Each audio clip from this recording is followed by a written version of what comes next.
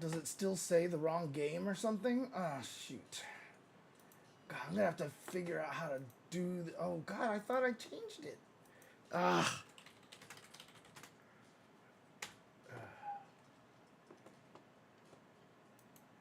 There we go. All right. I thought I changed it. As I continued to actually, so I keep changing how I set up my stream and stuff. And so now I have extra steps in my process to do that. How do I do that over here? Do I have the option to? I do. I have the option over here. I see. Okay. Oh, that's kind of irritating. Whoa, that's not good. Okay, there we go. All right. So it should be same over here. Um,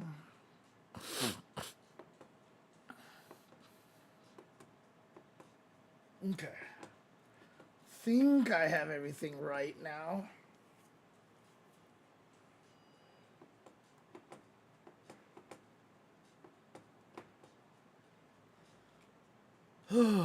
Okay, okay. What am I doing here? What am I doing?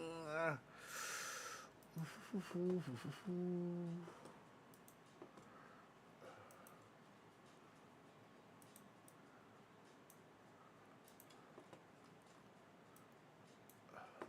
that up there. Okay. It's Flag Day tomorrow. Okay. You know, I'm not even.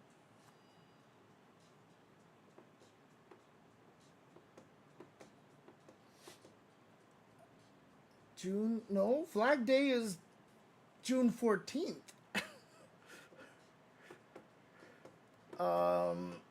At least that's what it says here. Oh, I see. For I don't even know. Ah, okay, okay. Got it. Is he pretty much the what do you call it? The sure bet for actually being drafted number one? Oh, it's Mike. Okay, there you go. Why are you Tiger Uppercut 23? I guess. Oh, okay. I guess it's cause I would have expected more like a third strike name or something, but I guess no. Super Turbo works. Super Turbo works. Let's go, dude. I haven't gotten back to you on DMs yet, cause I'm terrible with that.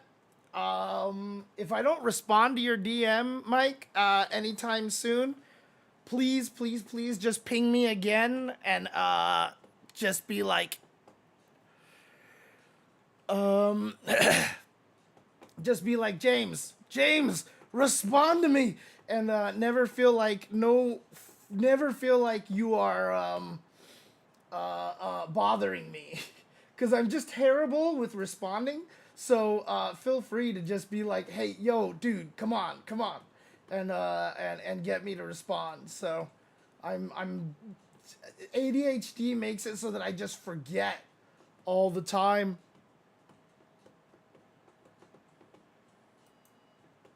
Um, ooh, let's see something here.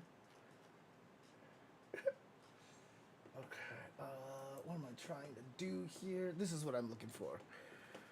Do you actually suffer from ADHD as well, Mike?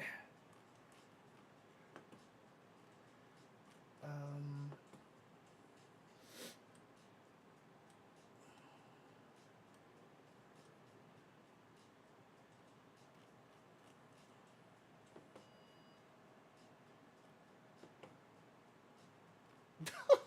Jeez. Oh, come on.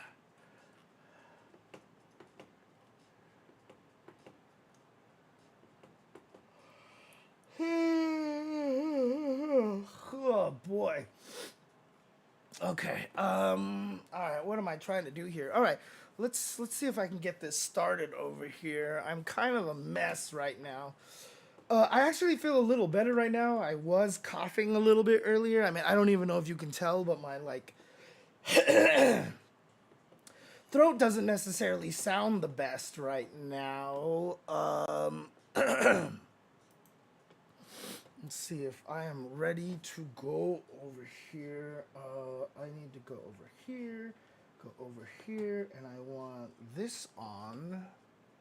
Oh, I can't do that. Hey, interesting. Okay. That is not something that I'm allowed to do. Interesting. Okay. So, all right, let's just do this really quick over here. Do do do do do. All right, let's see if I can make this work. Yoink. All right, here we are. And what I want to do is this. Oh, I see. The cameras are off. I see. Okay, there we go. Yeah. Hi. Hi. Hi, hi, hi. So last time I was trying to go over these patch notes, and I never quite finished going over the patch notes. Where's I think it's over. Did I put them over here? Is it here? There it is. Okay, so I did Kimberly, Cammy, Luke, Dictator, Zangief, DJ, Akuma, Manon, Juri, Chun-Li, Elena, and Ryu. Shoutouts to Sensho, by the way, who's always doing a lot of the cool time stamping for me on these videos, because otherwise I totally would not have remembered. So let's go back over here and keep going with that. But before I do that, I want to answer Guhawk's question. Hi, James. There's something I've been confused with. Would the latest patch really be Season 3? Wouldn't the actual Season 3 patch be whenever the first Season 3 character comes, Sagat? And the recent patch, End of 2 or something?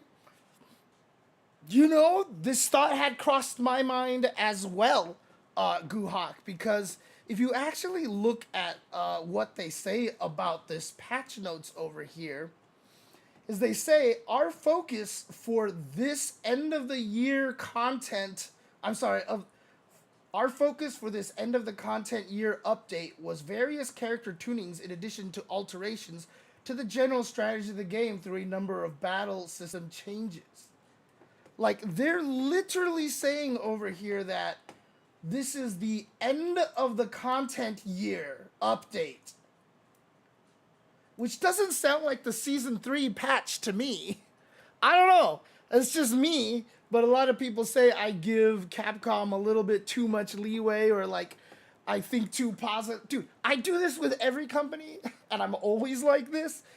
So maybe, you know, everybody complaining about, oh my God, throw loops, they didn't do any throw loops, doom and gloom, might be a little bit too premature, because honestly, maybe they're just experimenting. And I've said this as well, because if you see the way they changed Ken, the way they changed Ed, the way they changed Rashid, and the way Elena's throw loops work, they seem to be experimenting with stuff. And in case you don't know, Ken still has throw loops, but you have to be like one frame perfect in order to do them.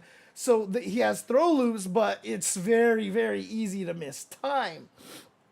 So I'm wondering. Well, see, that's the thing, Datapon.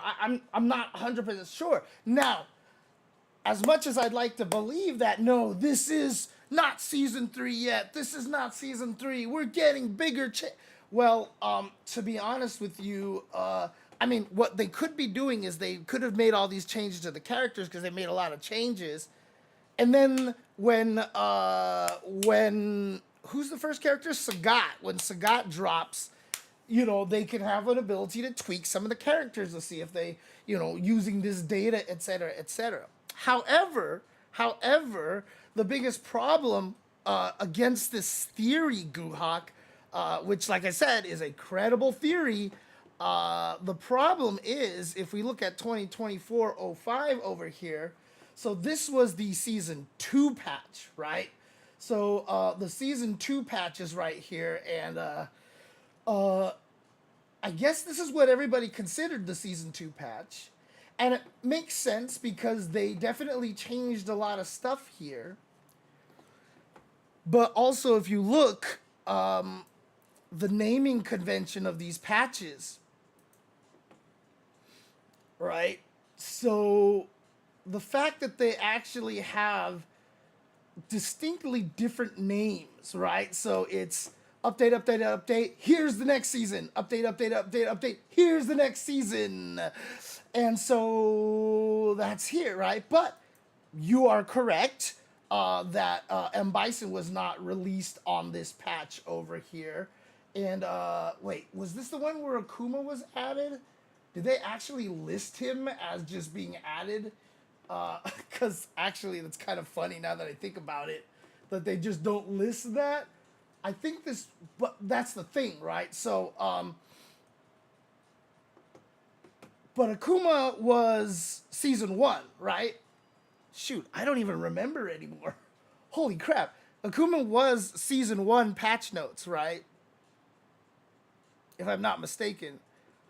Akuma was season, so last character of season 1. So yeah, so maybe their naming convention is tied to the end, right? So it's, instead of looking at it as version, update, update, update, update, version, update, update, maybe it's update, update, update, update, version. This is the end of the season. This is how the season ended. So officially 2024-05 is the season 1 final form. And so maybe they're listing this as the season 2 final form, right? It makes logical sense that way. However, if we look at the next here, let's see,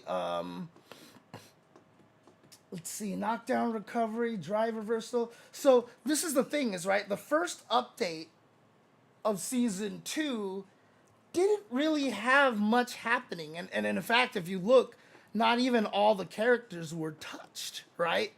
It was clearly the previous patch that they did all the work over here, because every character got changed. And it's the same thing with the, come on. It's the same thing with this patch. This patch is the one where everybody got changed, and some fairly significant, and they completely changed the parry requirements. Now, the interesting thing about this is that perhaps, they did the parry requirement changes because they felt like they knew what they were doing, and they felt like that this was a good fix to it, right? You couldn't hold forward and just parry all of a sudden on the Twitch reaction of stuff. And that makes sense. That makes sense. And I'm thinking that they probably don't have a solution for the throw loops yet. I think that they were like, what should we try? Which one do you think works? We have all these different options, but like, we're not sure how it plays out. So I think they just threw all these different things to different characters, right? Here, let me do something over here. Wrong one. There we go. Nope. Hello. There we go.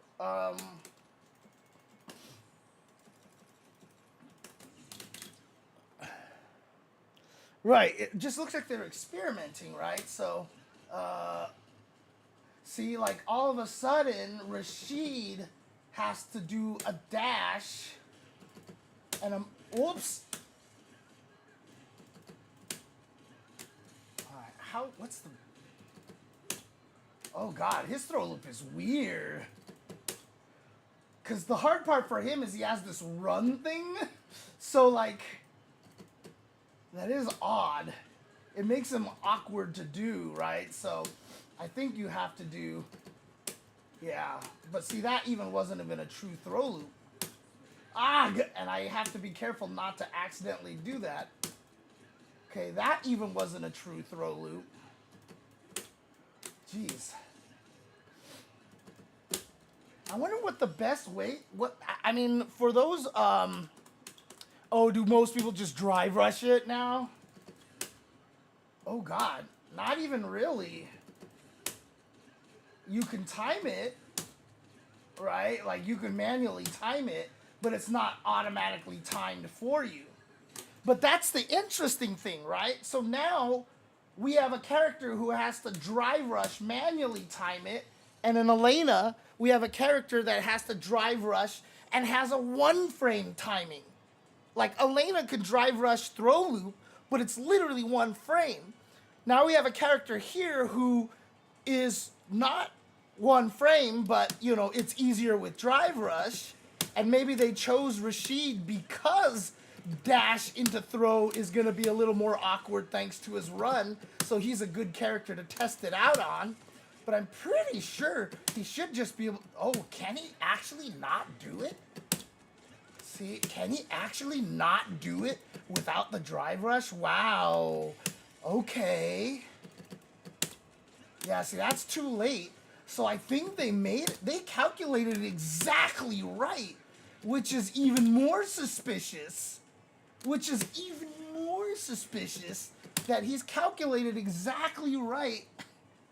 Huh. That he can't throw loop like this. That's interesting. So he has to drive rush. But again, he doesn't need the one frame timing. And so it feels like Capcom's like, okay, let's test a character out so that you have to you have to spend a bar to get your loop, right? So you have to spend a bar to get your loop. And then they were like, okay, with Ken, let's test it so that you have the loop, but you have to be one frame perfect, you know, kind of a thing here. So like, again, Ken can throw loop, but it requires perfect timing. So I'm doing it too early. Oh, it's still too early. That was too late. That was too late. Too late. Oh God, too late still? Too early? Bruh, this is hard. This is really hard. Holy crap.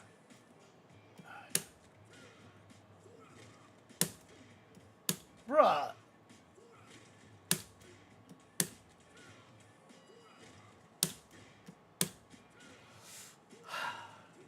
There we go. Yeah. So there you go, right? They literally gave a character that you have to have perfect one frame timing and another character where you have to drive rush. So they have one character that requires perfect timing, another character that requires you to spend meter to do it, and then Elena exists as a character that needs to spend drive meter to drive rush and have perfect timing.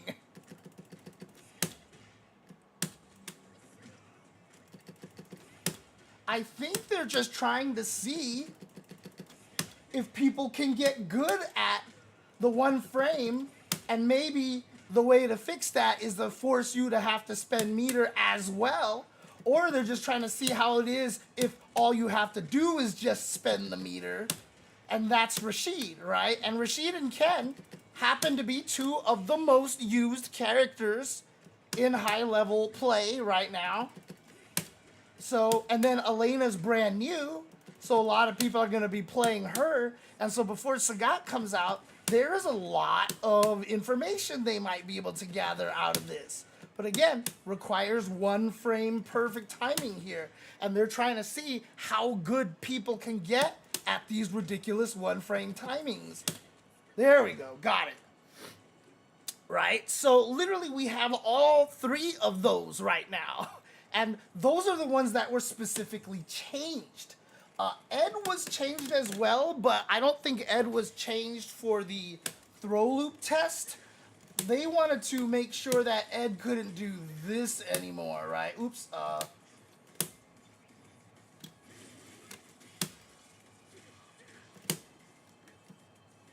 They changed it so that he basically can't get the meaty, you know, suck you in thing anymore. There we go. So I don't think his was a test for throw loops. They just didn't want you to be able to get that meaty there like he could before. Because if you look at Ed's changes over here, I'm just gonna read it over here. Forward throw, increased recovery by 2 frames, reduce knockdown time on hit, reduce distance from opponent on hit in the middle of the screen. So yeah, again, basically they just wanted to get rid of that, right? And that's basically what they wanted to do. I don't know if Ed still has a good throw loop here. Oops, that's not good.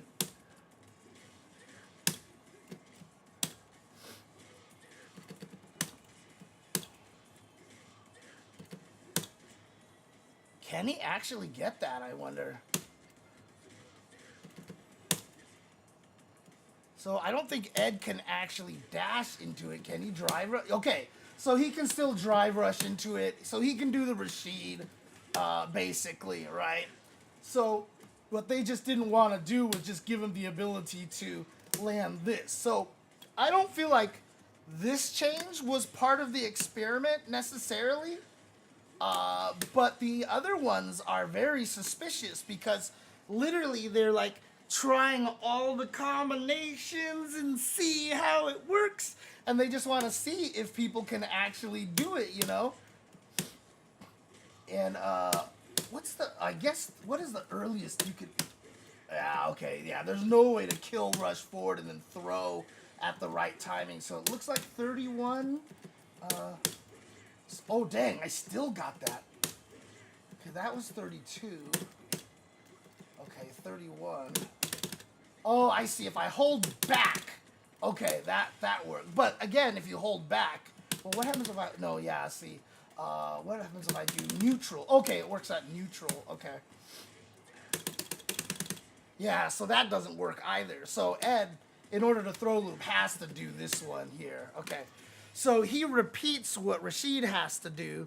So again, I don't think his change was necessarily for throw loop testing.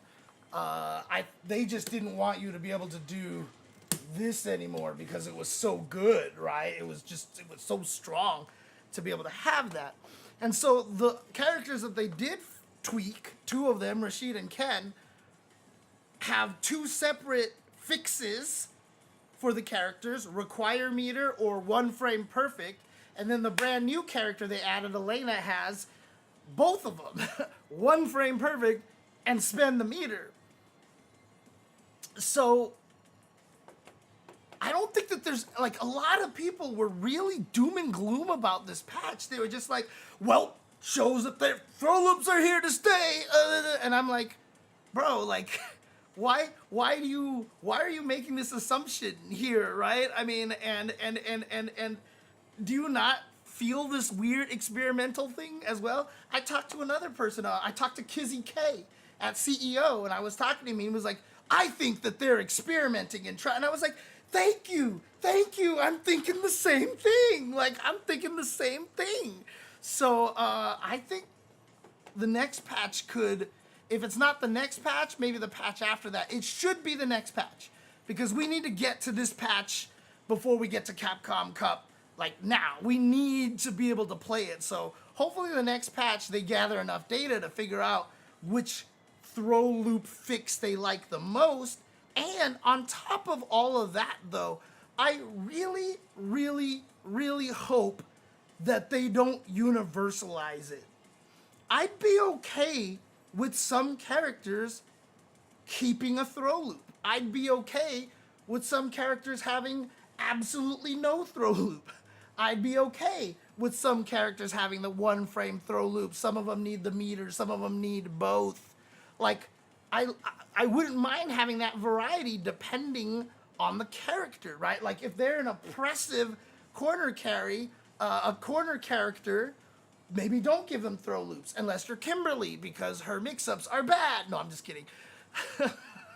I can't even say that with a straight face anymore because of the double can setups now. It is hard to get your cans back, but still, she's like really ridiculous. So, right, exactly. Like maybe they will just make Lily and Manon just have the corner throw loops because they're not good. So that gives them a huge strength that other characters don't have, right? I think that would be cool. I would really like that. Oh yeah, Chun Li. I mean, Chun Li's is good enough. But see, so Chun Li is a different experiment, right? So Chun Li is a character who can't throw loop no matter what, but because they leave her close enough, you can blow up people waking up with buttons with her, right? So a lot of people do this and cancel into what? Probably a stance or something like this, right? Oh, but it has to do 2 hits. Actually, it's a good. I always forget what they do here, or do they just cancel into something safe? Like, do they just do, whatever, etc., etc. But the whole idea is that you can blow somebody up for waking up with a button because they can't react. They can't react to you trying to walk up and throw. And even if they do react to you walking up, like, you can still frame trap them with this, right? And for Chun-Li, God knows that this leads to a lot, right? So she can do all sorts of stuff off a counter hit here, right? So, this is also an alternate version of what happens. And again, if you scare the opponent enough not to do anything, you can get the throw loop. It's not a loop, sure, but like, they're scared, and so you can get the throw loop. See, if you noticed it, it was literally 1 frame too slow. It was literally 1 frame too slow to get a throw loop. I'll show you guys if I can get it again. Ah, it's too late.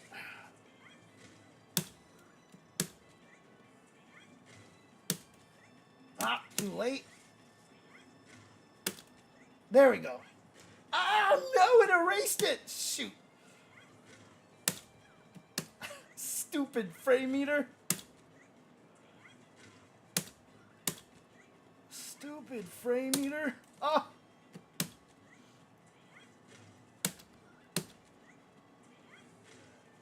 I'm trying to do it absolutely frame perfect so you guys can see this. Too slow. Too slow. There we go. All right. So if you look at the screen,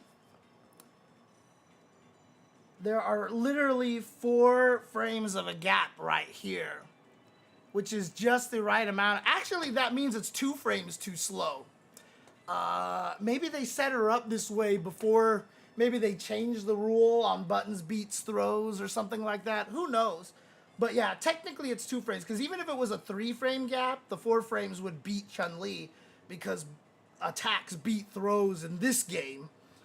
In Street Fighter V, it was the opposite. Throws beat attacks, but in this game, attacks beat throws. So it could have been literally 1 frame faster, and it still wouldn't have worked. But it's just 1 to 2 frames off over here. So again, Chun-Li, even without a throw loop, essentially wasn't in it, because to be honest with you, she could probably blow you up for trying to jab her throw loop just as much as like being able to shimmy you, etc., etc. So it's kind of a very similar mix-up. So I never really kind of bought into the whole idea that Chun-Li was helpless because she didn't have a true throw loop. I thought it was good enough anyway, right? So I think Chun-Li, Honda doesn't have a throw loop either. What does Honda's look like here? There we go. Yeah, the other thing about crouching heavy punch, Guhak, I don't know if, like, I was talking about it, where was it? I think it was at CEO. I was talking about it, that one of the things that makes her crouching heavy punch so good is that it hits twice. And a lot of people who are trying to spacing trap or auto whiff punish will just run into the second hit. It's really good. Ugh.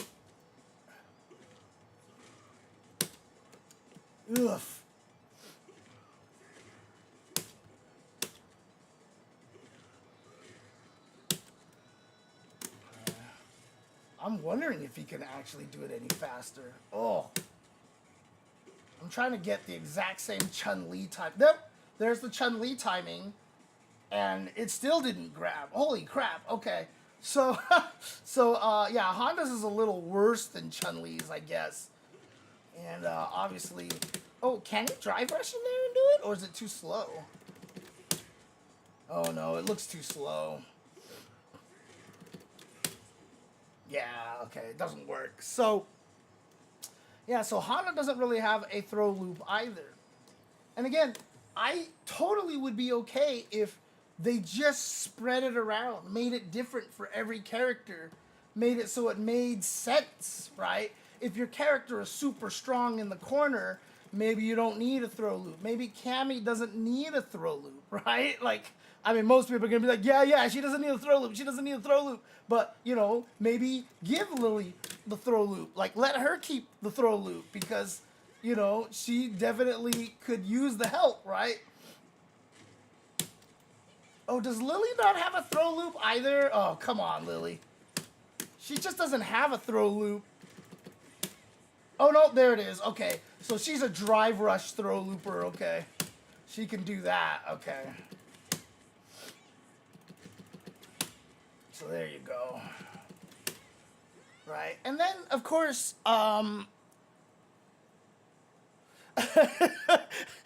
you know, no can do. Yeah, that is 100% true. Why throw when you can just standing medium punch, right? And then, of course, they have the alternate variations, which is the jury dash method, right? But the interesting thing about Jury's dash method is that she cannot shimmy if the opponent wakes up with an immediate throw, right? So if I walk backwards, I get grabbed here. And then what they decided to do with Mai, for some reason, they gave her the same thing, except she's plus enough. Whoops. Let me do something over here too. Kill this. There we go. She's plus enough that after the dash, she can shimmy.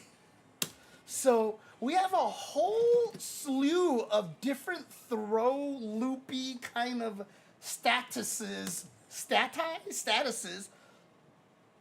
exist, right? And then was it? I think it was Akuma that's just like stupidly like plus 7,080 or something like that. Oh no, it was. Oh yeah, I think it was because he's plus 28, dude. Like, Jesus Christ. Like, talk about I have forever, dude. Look at that. It's so easy to do it too early.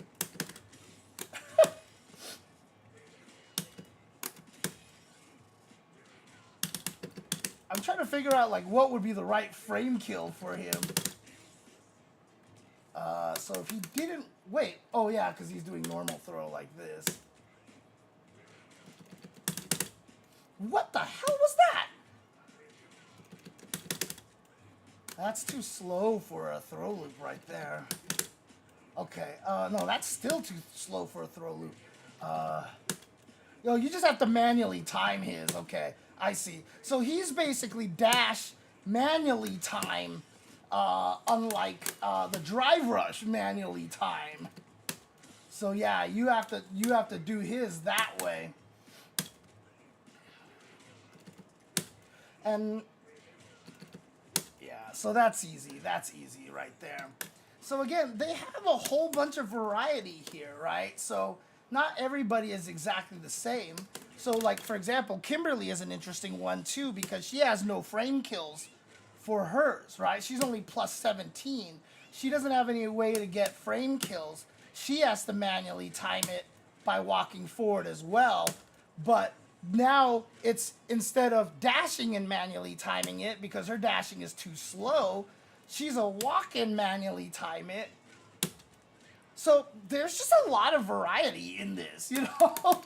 It's really interesting. And now that we like look at this like on a case by case basis, it's actually kind of fascinating because they really do have a big sample size on this. Jury can shimmy. She must do it via backdash. That's how she does it.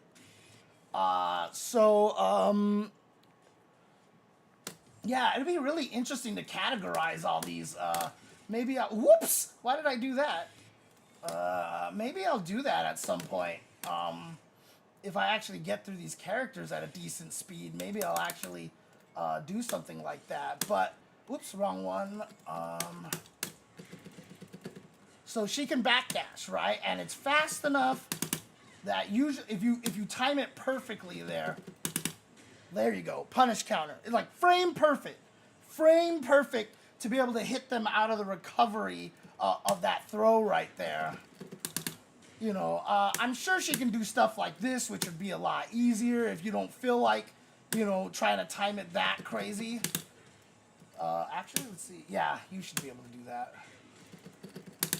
Right, you can do stuff like that. You're +8, so you can link another one of these. So there's a lot of different things that you can do, but you have to backdash with Jury. And what makes that really interesting is that because she has to backdash, you can actually, you know, take advantage of that. Because if you predict the shimmy, oops, I did that way too slow. Holy crap, 20 frames is too slow. Let's try 10 frames. You can actually see the backdash and punish her for it, right? So this is a different kind of problem that she has, is that if she tries to shimmy you, you can actually call her out and blow her up for the shimmy. And so what you'll see a lot of juries do also is, you know, that, right? They'll neutral jump as well, because then they can try to hit you early with that. I'm pretty sure Jury can, like, oops. So if we didn't throw right away, you know, like she could probably do, oh God, she can't even get that out in time. Okay, so that's too slow. That, how fast is this? Oh, that's too much startup. Okay, so she might not have something that gets her airborne fast enough to avoid the throw. But yeah, she can definitely do this and jump, right? She can do this, but then she has to backdash. And that's important when you fight Jury, because if they want to shimmy you, like I said, at least for Jury, you can punish the shimmy. You can see her backdash and be like, okay, crouching medium kick, she dies, right? So, and then no, for some reason they were like, yeah, let's just let Mai do whatever she feels like it. Cool. And that's one of the things that makes her so powerful, is that her throw loop is really, really nasty as a result. Because, if I'm not mistaken, whoops, it's just auto-timed, right? Like, it's just like, whee! Even if I'm a frame late, it's still a throw loop.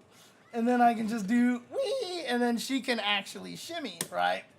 Reason being is that she doesn't dash right into your face. She's +3 and she doesn't dash directly into your face, whereas Jury, she's +3, but she's right in your face. So it's actually not a frame data thing. I thought it was a frame data thing, but it's actually just a pure distance thing. Because Jury certainly doesn't lack for walk back speed compared to Mai. It's just that when Mai dashes forward, she isn't right in your face, basically. See? I can still move forward a little bit. And that tiny little space right there is what, it actually would be a nerf to Mai if when she threw you, she didn't slide back so far. If she slid back to here, that would actually be a nerf. Like if they changed Mai so that you didn't get pushed back as far on a throw in the corner, that would actually nerf her. Because then she would also have to be a backdash character like Jury.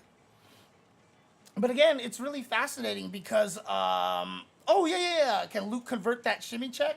I mean, because you can see the backdash, and if you press the button in time, and you're pretty sure you're guaranteed to hit, that's a crouch medium kick into driver's cancel for free, right? So you see Jury backdash, and you're just like, wee! And that's it, and she dies, and then you get to beat up on Jury. So, again, Jury, weirdly enough, has always been one of the more fair throw loopers in the game.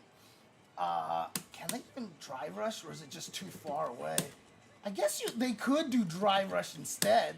But of course, the problem with the drive rush is that you can't shimmy on the drive rushes, right? So the characters who do have to drive rush and throw also have that weakness as well.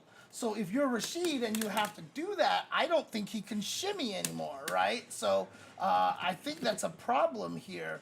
And even if I do shimmy, I don't even know if I can punish it, right? So I can get away from it. Let's see.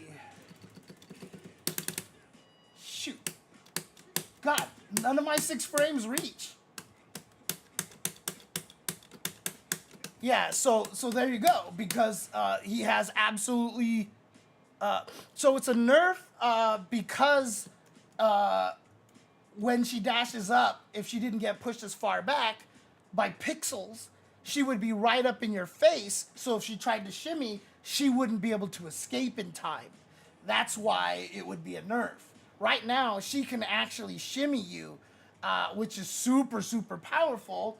Also avoid, because the other thing too is that if you shimmy by walking backwards as opposed to shimmy by backdashing, right here, let me show you another scenario that would make a huge difference in this situation.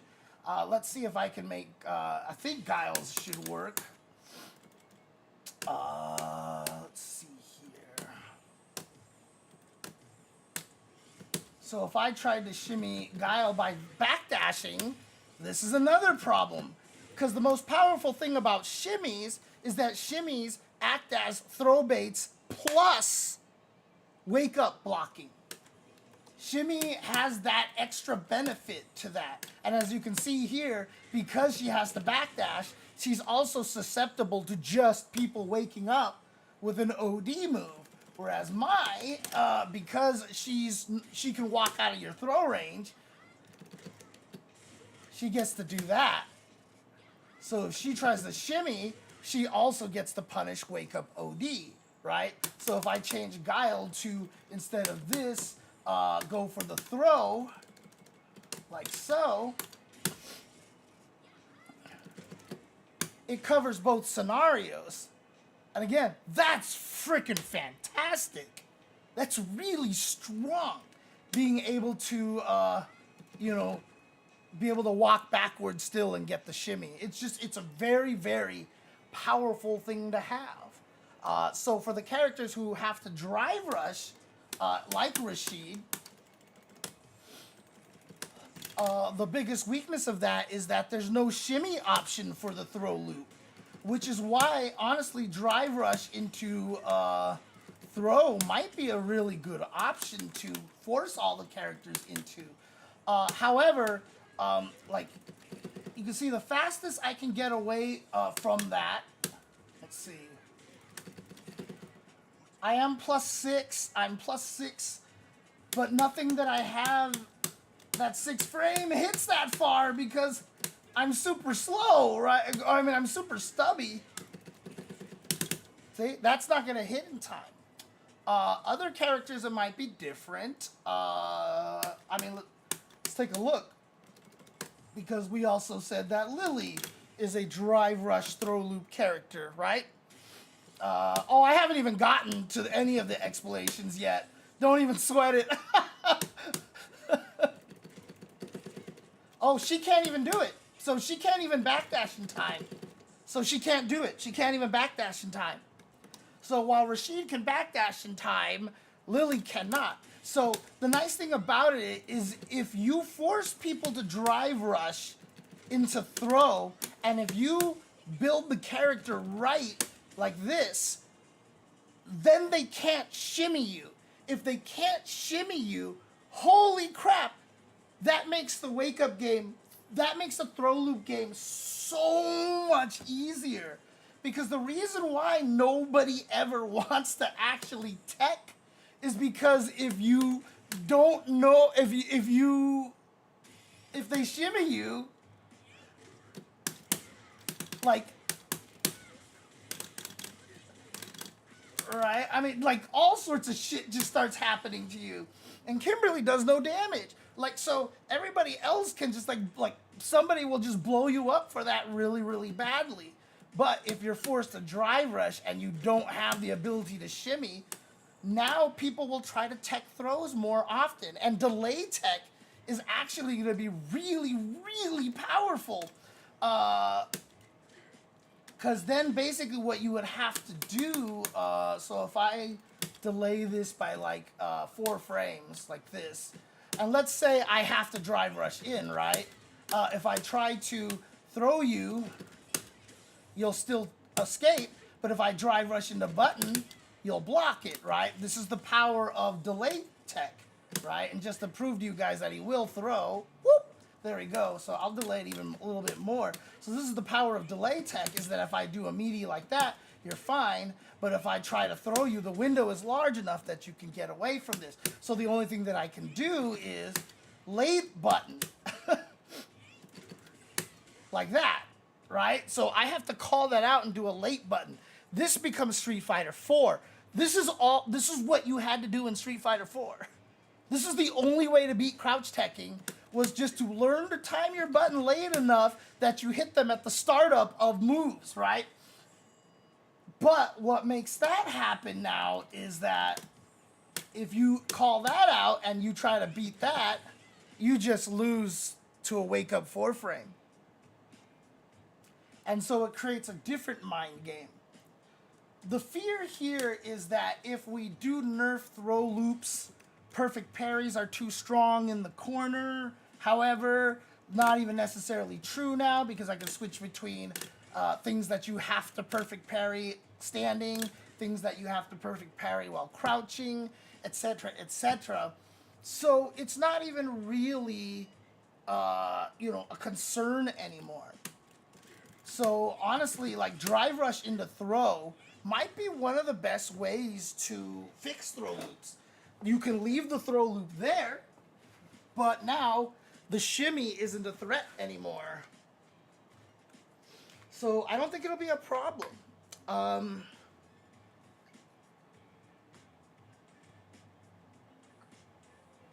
You're still gonna get meaty throwed a bunch, right? Because I can still do shit like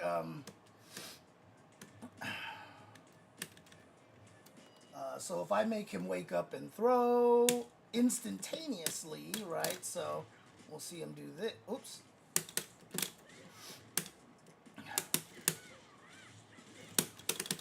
I'm still gonna beat your 4 frame buttons and stuff. So let's do this one here. Right? I'm still gonna be able to get meaty throws, but the point is that a throw doesn't lead to a free meaty throw, right? So again, the fact that you can't shimmy for a throw loop means that it doesn't mean that you're losing all of the mix-ups in the game. Because obviously if I'm plus, I can still just shimmy you in that situation, right? If I hit you, I can still shimmy. I can still, so it's not like it makes it, it's just literally after a throw, you can't shimmy. And that makes the throw loops a lot weaker while leaving throw loops in there. Can you react to like a wake up drive reversal? Good question. It's going to depend on the character, I think. Let's go back to Rashid, who has to do that.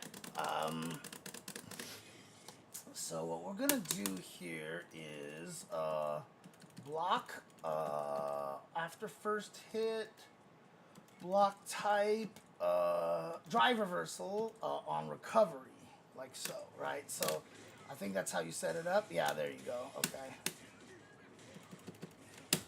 No, there's no way. There's no way. You're going to be going for the throw loop or not, right? Now, if you predict it, I can block it and punish it for sure. But if I'm actually going for the throw loop, I will get hit.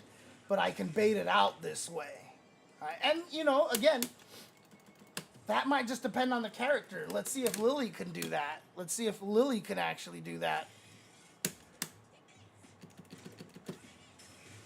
Oh, yep, she can. Okay. So if I call it out, I can just definitely block it like that. So there you go. And also I could just whiff a button like that, right? So this is 15, this is 16, that's 14. So I would just do, and I'm even more safe. So yeah, so clearly you can bait that out like that. So did I hit the wrong buttons? I did. Haha! There you go. Ah! So yeah. So this all stemmed from, you know, what Guhak was talking about. Is this actually like the season 3 patch notes? I don't know. Because like I said, the thing that's really suspicious to me about this is that they specifically call this the end of the content year, right? And so, in other words, their idea is more the logical of, you like, okay, get update, final version. This is, we call this 2024-05 version because this is the end of season 1. Then update. This is the end of season 2, right? And so technically, the next one coming would be the official start of the next season. It's just that the end of the season, which is really weird, they tend to do big upheavals, right? So even though this might be the end of season 1, but every character here got like it's weird to end a season by taking everything that you learned about the characters and then updating them in a way that they can't play the season 1 anymore, right? Like, to end the season 1. It's very weird, but maybe that's their logic. Maybe that is what they're trying to do. Because again, the end of season 1, characters got a lot of changes, right? Like, they were just like blah, blah, blah. I mean, look at it. I mean, so if you remember, that patch had a crap ton of changes because they hadn't done anything all year long. So while it does make sense that they consider it the end of the season, it's weird to end the season by changing the characters completely and changing all of the system mechanics. So, you know, like that's kind of how I'm looking at it right now. So technically this is not the definitive version of season 1. This would be the definitive version of season 1. This would be the definitive version of season 2 because the end of the content year patch changes a lot. But the thing about it is, they don't need to wait till those. I mean, it makes sense because you clearly want to be playing the game that we expect to be playing at Capcom Cup for the majority of the period of time when you're actually trying to qualify for Capcom Cup, right? Like, you don't want to be playing this, and then all of a sudden December they change the throw loops, right? Although they did do that in the past, right? Some of the versions that they had, like before Capcom Cup, had like weird changes, and we're just like, wait a minute. I forgot like which ones, but like I think it was the Wake Up Drive reversal. When did they add Wake Up Drive reversal? It was like weirdly like right at a weird timing or something like that. But in any case, I think the thing that's on Capcom's side on this, I don't know if this is the logic that they're using, but we've been playing, we've had a few qualifiers already for Capcom Cup on this current patch where throw loops exist. If all of a sudden, like let's say, let's see here, the first update in season, this one came pretty early, you know, but they didn't do much. These are all like bug fixes, minor things. The first thing came in June, and then like in December, like let's say September. Actually, Sagat would come out a lot sooner than that. So let's just say Sagat comes out like right after Evo, right? Evo happens. They're like, hey, Sagat's available on Monday, you know, like they always do. And let's say Sagat comes out, and they also completely dismantle throw loops, even if it's variety, like even if they do it for every character is different, blah blah blah blah. They just do this whole thing where they just, wholesale just change the throw loops. Even if that happens, I don't think anybody will be mad. I don't think anybody's gonna be like, you can't change this in the middle of this. I think everyone would just be like, thank you, thank God, thank God, thank God, thank God you fixed it. Like, I don't even think that there's any way that if they changed the way throws worked, like even if it was September, I don't think anybody would ever be mad. Like, you can't change it in the middle of the season because we already played. I think everybody would just be like, oh, thank you. I mean, some people might complain about it because people just want to hate. But I just really think that everybody's just going to be happy about it. No, nobody has ever really officially called any of these any season patches or anything like that. So, yeah, and that is one of the things too. But I mean, that's a whole nother story, Guhak, because it clearly felt like their cycle was not supposed to be like this. But maybe in the first season they just ran into things they weren't expecting. You can see that, characters are like, they feel like they're coming out later. Akuma definitely came out earlier in the year, in May, than Elena did. Elena's 1 month a little bit later, and she did come out early in June, right? Was it early or mid-June? I can't even remember. Dude, I have no concept of time. I have no concept of time. But I really feel like they're falling behind on a lot of stuff. And again, I am just a human with a lot of empathy. I do this for everybody. Like, for NRS, I'm like, I blame Warner Brothers, right? Like, it's Warner Brothers' fault. Like, NRS, like, I absolve them of all blame of what happened to MK1. It's Warner Brothers' fault. And so, like, I do this everywhere, okay? And so, I mean, for me, it just feels like it's very apparent they just don't have the staffing to be able to accomplish all the things they wanted. Even, like, I don't want to talk about these things, but leaks exist. Even the initial leak had it so that season 2 had 6 characters. And it turned out that it was only 4 of them, but 2 of the characters that were on that list ended up now in season 3. I don't think Capcom intended for all these characters to only have 4 characters a year. They probably meant to do 6. They just probably don't have the staffing and the budget and all that stuff like that. So, okay, so Akuma and Elena are about the same time. Okay. I mean, I think Capcom and the other games are not that different, to be honest with you. I feel like people are just patching whenever they need to patch. And I don't see any sort of difference that requires any form of like, oh my god, like this is crazy, kind of thing. However, yeah, so that was all to answer Guhak's question about, is this really the season 3 patch? They don't really ever have any sort of, definitive moniker of this, and the fact that these patches are named differently, honestly could mean, yeah, that means the start of the new season, or it could mean the end of the previous season. So we really don't know, and probably it's bad to speculate because it's probably not going to be consistent anyway.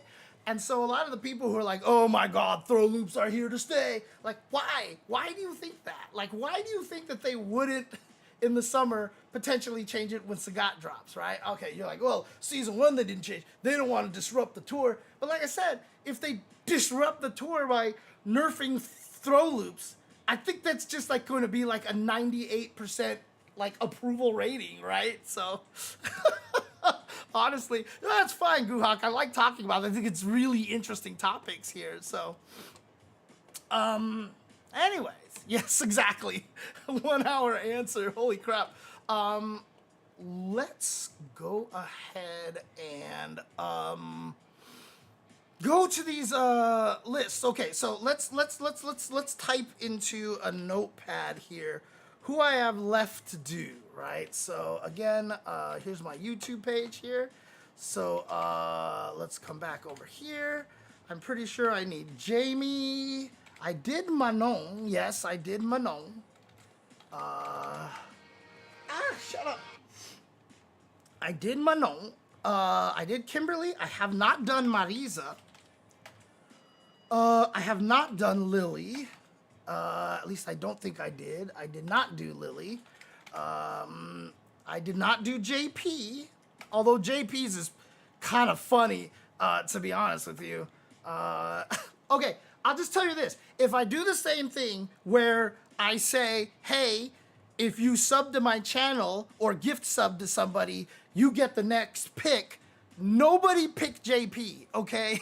Just don't pick JP. In fact, I'll start with JP before I get any subs because I don't want anybody wasting their money. I don't want anyone wasting their money. Okay, JP, jury, I don't think I did, right? Oh, I did do jury. Oh, that's right. I remember some of the stuff now. Okay, DJ, I did do DJ, yep. Cammy, I did Cammy. I did Ryu because they gave him a gun. I did not do E Honda. Okay, Blanca, I did not do, right? Yeah, I did not do Blanca. Okay, let's see. Guile, I did not do Guile.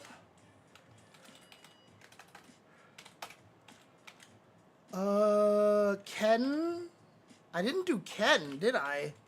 That's a weird one to have not done. Well, nobody picked him, I think it's just really what it came down to.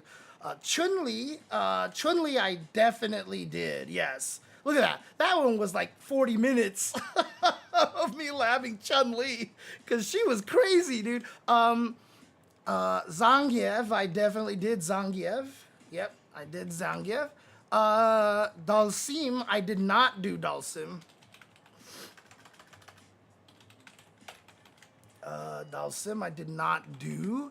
Rashid, I did not do. Good gracious, I have a lot of characters still. Aki, I didn't do.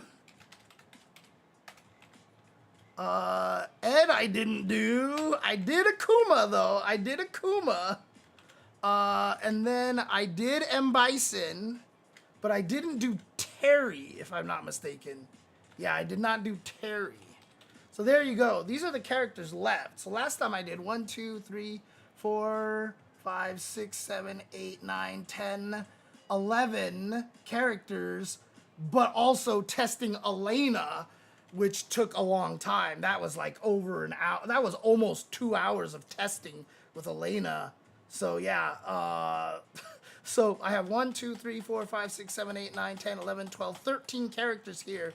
But I'm deleting JP off this list because I do not want you guys to waste your money on JP.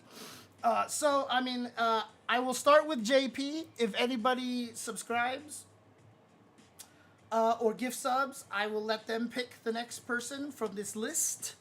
And if I don't get any of those, I'll just pick one myself. Because I can. Oh, boy. So I mentioned in the tweet earlier that one of the reasons why I didn't stream it was Tuesday is because I just haven't been feeling necessarily great, like mentally and physically. I'm pretty sure I'm like kind of sick right now. I haven't taken a test yet, but I'm pretty sure it's not COVID. I should take a test just to be diligent about it. But where am I I need to find a way to get a new test. Anyways, boy, I'm really hot right now. I'm in that weird, like, I'm kind of sick, so I just feel like really sweaty for absolutely no reason. Prime sub counts, absolutely, Derek Jackson. That's just fine. So, because I get this money the same way, so you know I'm totally down for that. So, okay. Well, there you go. A subscription from Derek J. Jackson. All right. All right. Once I finish JP, I will go. Oh, okay, you already picked Marisa. All right, no problem. will get you with Marisa. But I already said I'm going to start with JP, okay? So you're going to have to be patient while I go through all of JP's changes with a fine tooth comb. Is that what it is? With a fine tooth comb, okay? For JP, we only made adjustments to his basic abilities. So his changes this time center around his super arts. So Lavushka, the level 2, we've adjusted his technique so the projectiles remain when a normal throw hits. This is not the right update. This is not the right, that's the last patch. I was like, no, that's not right at all. That was an old thing. Okay, here we go. Other than damage adjustments for specific special moves, there are no big changes for JP. Initial scaling was added to his combo starters, medium and heavy Tourbillon, which are the ghosts, and crouching medium kick. Increasing the damage on his overdrive Stribog, which is the cane, when it hits with the tip of the attack, rounds out his main adjustments. So everybody had their modern controls changed so that they have access now to all 6 of their jumping attacks. And so overdrive departure, this is a standard fix that they were doing for a lot of characters in modern. All right, crouching medium kick, 20% initial scaling added. This is a universal change for people who do not have cancelable crouching medium kicks. The overdrive Stribog, so damage for this second attack changed from 400 to 800, so they increased the damage. Departure Shadow, this is where he actually appears through his portal. This is a bug fix. Fix an issue in inputting command with specific timing would cause Departure Shadow's animation to play regardless of Departure's attack hitbox appeared. And then, God, I've never seen that, and that's kind of hilarious. I wish I have seen that. And then, of course, the Ghost added initial scaling of 20%. That's it. So this is why I said don't anybody pick JP, because that would basically be a waste of your money. They didn't do anything. And we can all probably thank Kakeru for that. We could all thank Kakeru for that, that we didn't have to do any of that. So, all right. Marisa, then, for Derek J. Jackson. This... All right, then, ladies and gentlemen, this character patch overview is dedicated to one Derek J. Jackson out there. Thank you once again for the sub and the Amazon Prime sub. Now, let's go right to Marisa. I'm sure you want to all bask in the changes that she has. So here we go. All right. While I'm doing this, I'm going to also do this. Let's get to Marisa. And then just to make it a little bit easier, let's do... God, I only have 3 colors for Marisa. That's sad. That's really sad. Oh my God, that... What was this Marisa color again? I can't remember what this color was here. Oh, it was the Victor color. This was the Victor von Gerdenheim color from the Darkstalkers ones. I'm pretty sure. So, okay. Back to here. Let's take a look at this. The peel of Marisa was clobbering people with heavy strikes for massive damage, but her combo starters had big openings. And combined with her slow walk speed compared to other characters, she had a hard time engaging in the neutral. Marisa will now be able to get damage a little bit easier than before via different approaches, thanks to the changes made to her low attacks in conjunction with the perfect parry changes. So basically they're saying that she's going to be harder to perfect parry now. And updates make her combos and counterattacks hit their mark better from normal moves. And this is the big one right here. This is what I wanted them to do, and I'm really glad they did this. Additionally, Super Art Level 1, Javelin of Marisa, will activate on a throw, and the attack range for the first hit of Super Art Level 2, Meteorite, has been expanded. This will now give Marisa more opportunities to use her Super Art gauge when on the defense. So before, her biggest problem was that if you actually knocked her down and you went for a meaty throw, if she woke up with level 1, she would just die. Like, she would actually just die, which is really shitty. Oh, that's right. I have to change this here. Inactive. There we go. So even if she woke up with, a level 1, you would just throw her anyway. And that really sucked, right? But now, thank God, So if you remember how her level 1 works, for those of you who are unfamiliar here, like you can actually trigger it with a, so here, this is what it looks like normally. Pow, right? 2,200 damage, cool. But then I can also do this. Oops, I did it too late, I think. How do you get it to trigger the thing, or did I just mistime that really badly?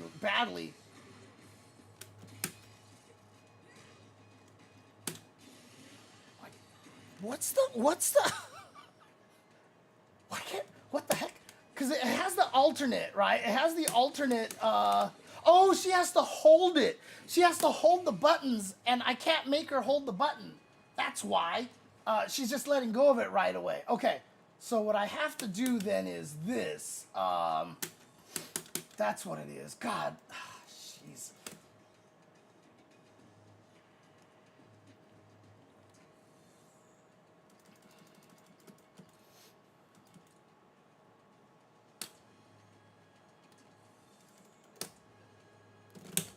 Oh God, I did that so late. I think I did that too early. Okay, here we go. Wait, does that work? Will that work that way?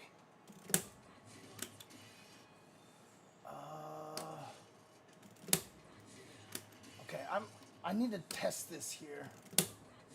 Why am I not doing the super? Jesus Christ, what is wrong with me right now? I'm hitting the button too early. Weird, okay. I mean, it's also because I have a tighter spring now, but I don't know, does that work that way? Is she gonna do it as a reversal? I'm not sure. Like, there's no really good way to make her actually just set her up to do that. So let's just see what happens here. There we go. What the hell? Yeah, see, it's not going to register because... Oh, what's the way to do... How do I make this work? Because if I just record her doing a super, she's not going to do a super on reversal. I don't know if there's actually a way to test this unless I just manually do it myself, which I think is what I'm just going to have to do. All right, let's just do it then. All right. So, whoops. Okay, let's do this here. All right, so. Oops. What do I want to do? I want to do that. That's what I want to do. Okay. Right, so if we have her do that,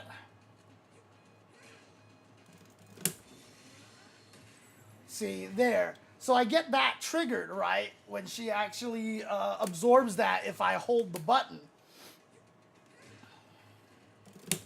Oops, I did it too late. But unfortunately before, if you held the button and you... Jesus Christ, I'm really bad at this reversal timing. Hello? Oh, I think I'm messing up the input again. Unfortunately, if you held it, you would just get thrown. It wasn't invulnerable to throws. So if you knocked her down, you could just repeatedly throw her and there was nothing she could do about it. Which was really sad and lame, right? So now they actually have it so that... Okay. I need to make sure I got my inputs here. So did I miss the input? I hit the button too early again. Okay.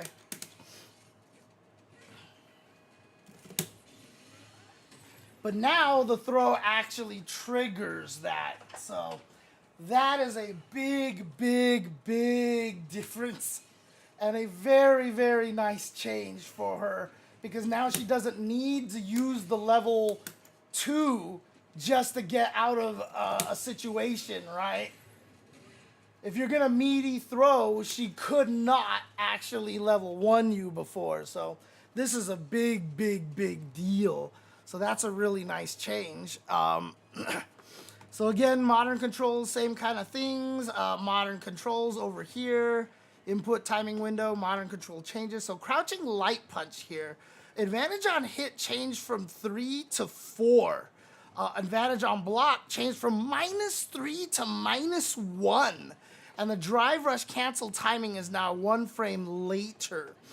So in other words, they increased the hit stun by 1, but they made the drive rush cancel 1 frame later so that none of her drive rush cancel combos off of crouching light punch changes at all. But being +4 is definitely a lot better. This gives her +8. So yeah, so for example, if I do something like this, right? Like this didn't hit before, but that hits now, right? So that is a new combo route that she has. So she can actually do this now, which is kind of nice, to be honest with you, right? So now you can actually... Oh, that hit weirdly late, but yeah. So there you see, for perfect example right there. Go away. Gives her new combo routes like that. She didn't have that before. So that's actually really, really nice. I'm sure there's a lot of other very Marisa specific changes that I'm not aware of a lot of the scenarios for her. But that is a big one. And then of course, on block here, now she's +3 in this situation. Instead of before, she would have only been +1. And so in this situation, she can frame trap better with, like, she can do, okay, not a 7-frame button. Let's see, 6-frame button. Oh, she can frame trap with light punches here. So she can actually do like this as a frame trap now, where she couldn't really do that before. You could just interrupt that now. So that's nice too, as well. You just have a little bit better pressure off of this. She not have this is 6-frame as well, so she can do that. So that's a frame trap now, where that you didn't used to be a frame trap before. So that's helpful. Oh, hello, Nanwa. Hello, hello. How you doing? How you doing? Okay, back to over here. Standing light kick, pushback on hit reduced. This was for a lot of the characters to kind of make it so that they can fight the perfect parries a little bit.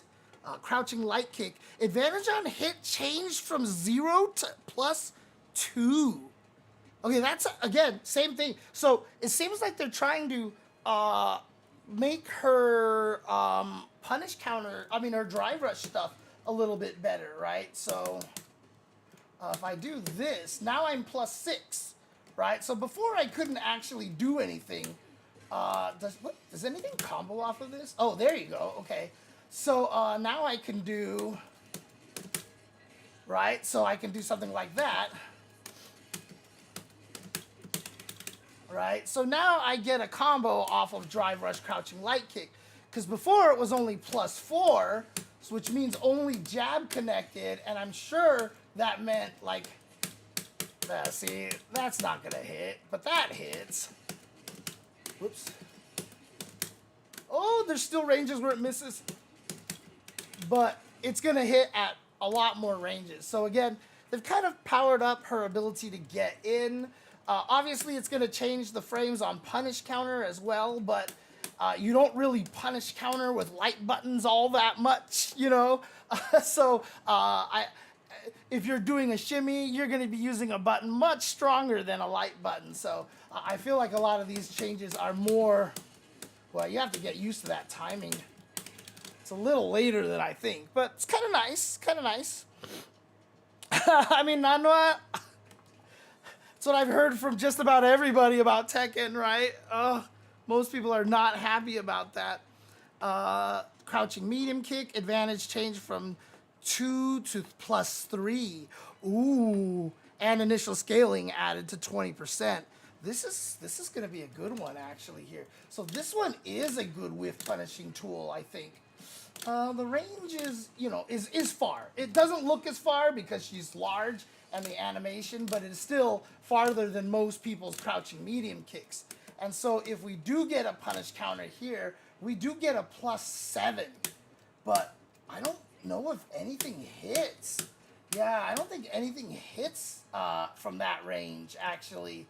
So, this is obviously not cancelable. So as a punish counter, being +7's not really going to add much for her. Admittedly, how fast are her supers? That's way too slow. Whoops.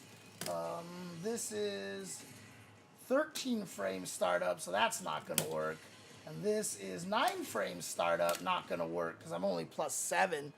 So, right, that's the thing, is that it's the drive rush that is going to make a big difference now. So you can drive rush this, and now you see your +7, and this will combo now, whereas it didn't before. So you can at least get that. You have always been able to get, like, standing light kicks and stuff, but at least if you're closer now, so if you do a drive rush cancel, for example, that's where it's going to be, like, so if you go like now you guaranteed kind of get that situation. So you get better potential drive rush combos. Why am I missing? Oh, because I'm holding forward. No? What do I do? I'm holding. Oh, I was holding forward. Okay, that's why. There you I missed it by 1 frame.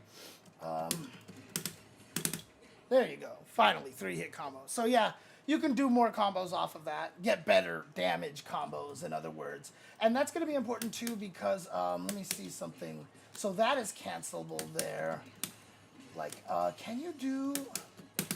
Whoops. See, that didn't combo. Okay, so that comboed, and you are +7 still there. So I'm just trying to think, maybe off of low jab it doesn't work? Yeah, see, that doesn't work. So medium, oh wow, even medium punch doesn't work. Right, so that probably means crouching medium kick's not gonna work either. I'm just trying to see if there's a scenario where like that actually now becomes a combo that just gives you better stuff, right? See, that's still +7. Whoops. So that's +7. So yeah, I guess in terms of drive rush cancel combos, maybe not as much. And again, raw drive rush is going to be harder to use that because you're going to be kind of far away a lot of the time. So maybe, let's see here, +5. Huh. Yeah, I'm going to have to check to see what kind of situations that, you know, I'm not sure I know personally of a situation right now where this crouching medium kick buff is going to be particularly significant, right? You're just talking about that, right? But the problem is, oops,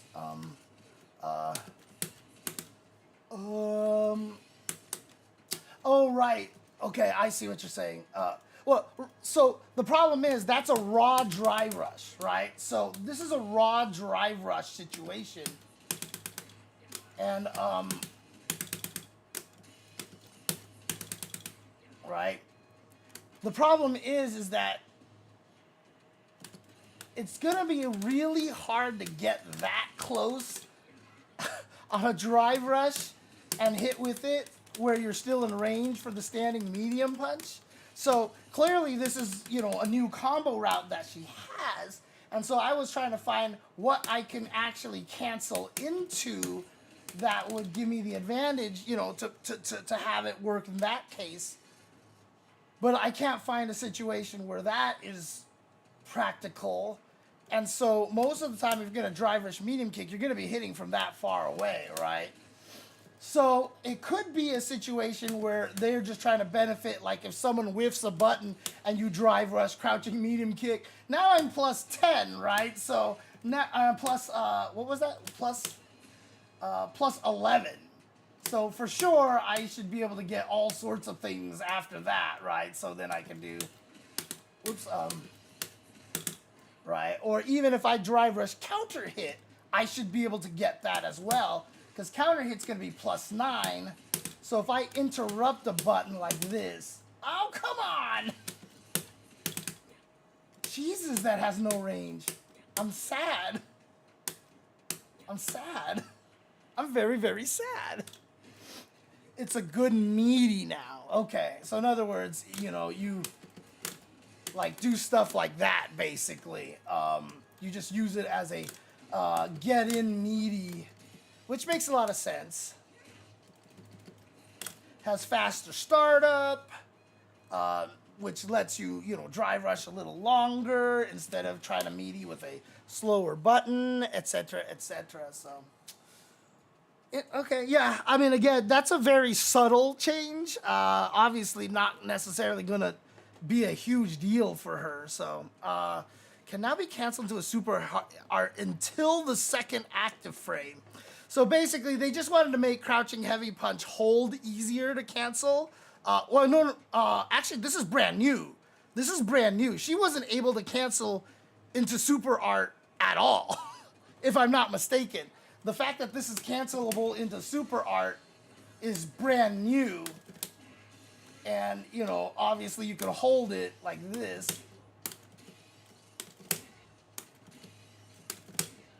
Okay, why am I messing up the input again? What the hell? Oh, it's only hold, that's why, okay. Okay, it's only the hold, right, there you go, okay.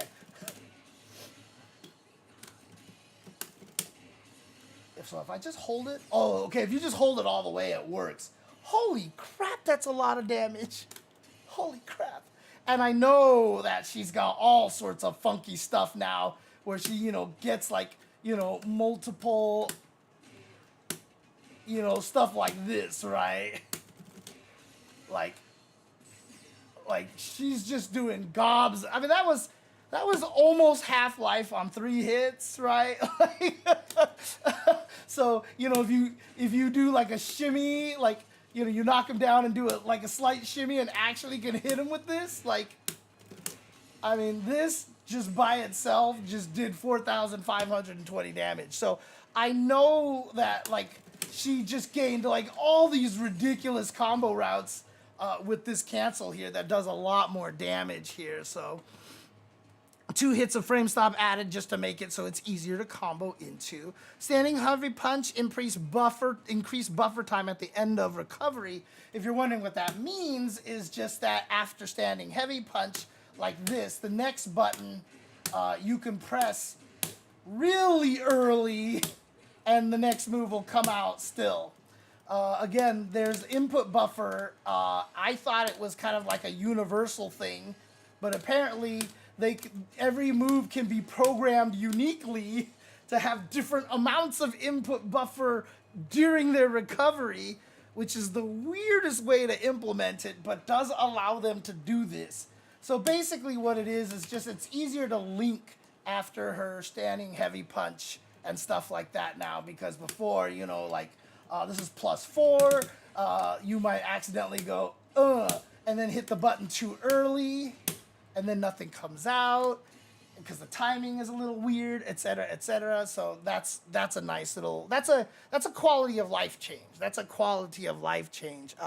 Can I do that off of DR wall splat? Ooh, Jesus. Let's see. So you're just talking about this one, right? Not the stun. Oh boy. Okay.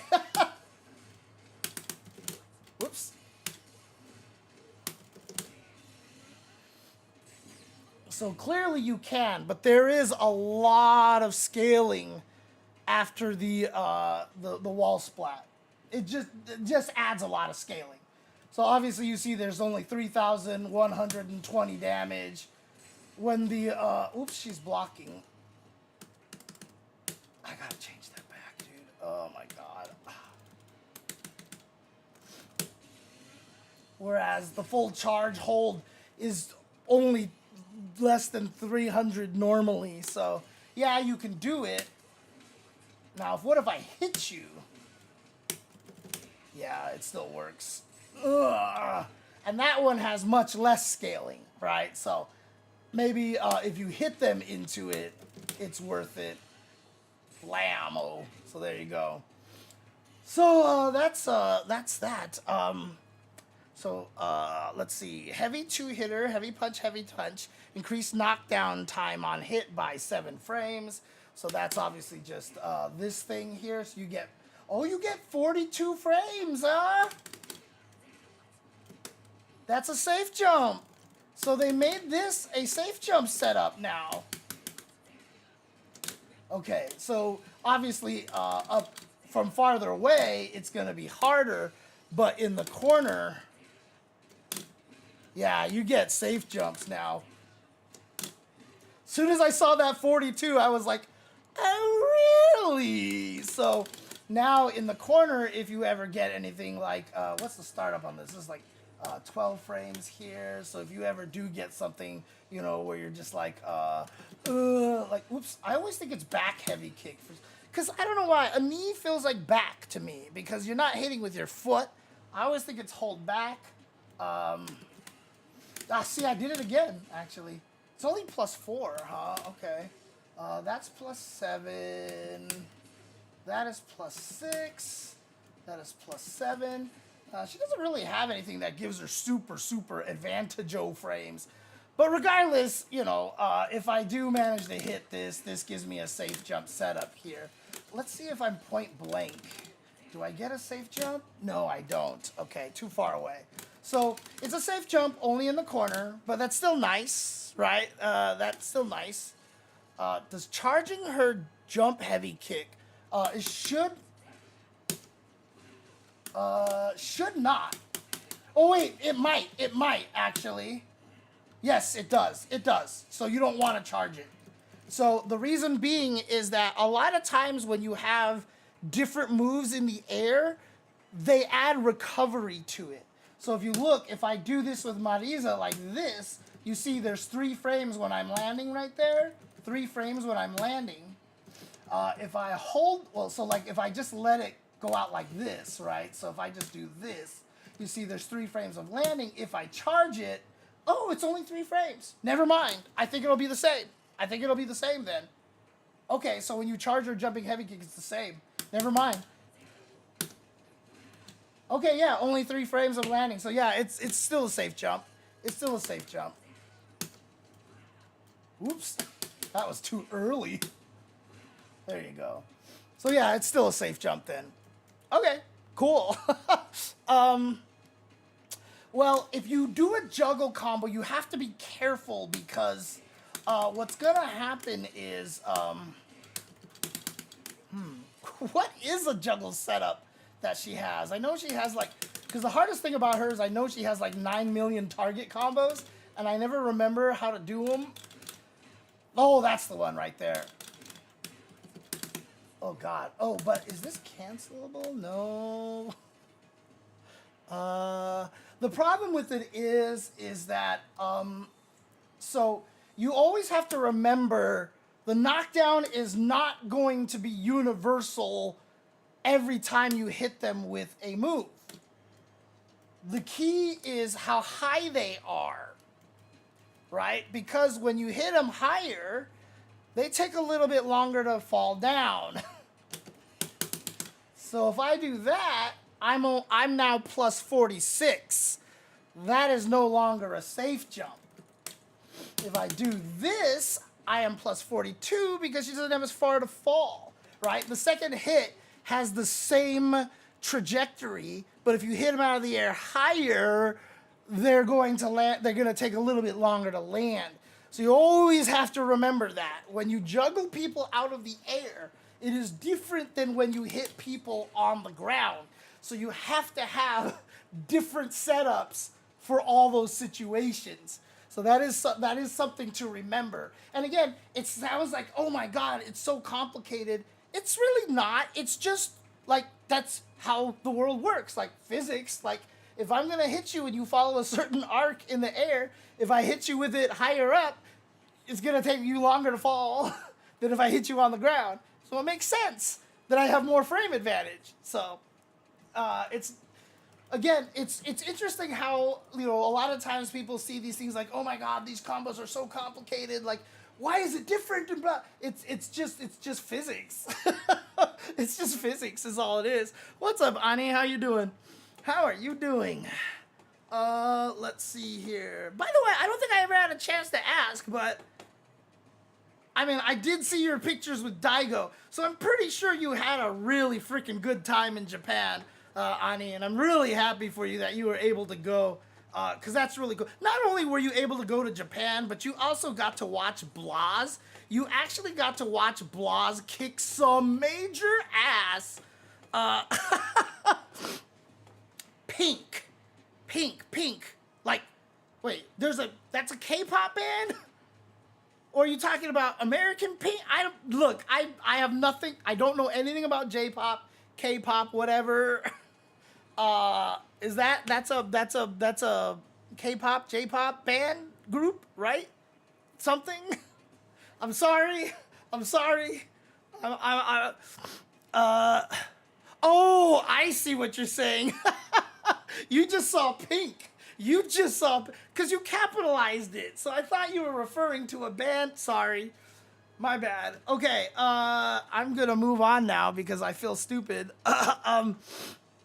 Normal and overdrive phalanx reduce hurt box around the feet upward on light, medium, and overdrive versions from immediately after the jump until the third active frame. They just wanted to make this a little bit harder to hit with low buttons on the way up. In other words, they just wanted it to. No,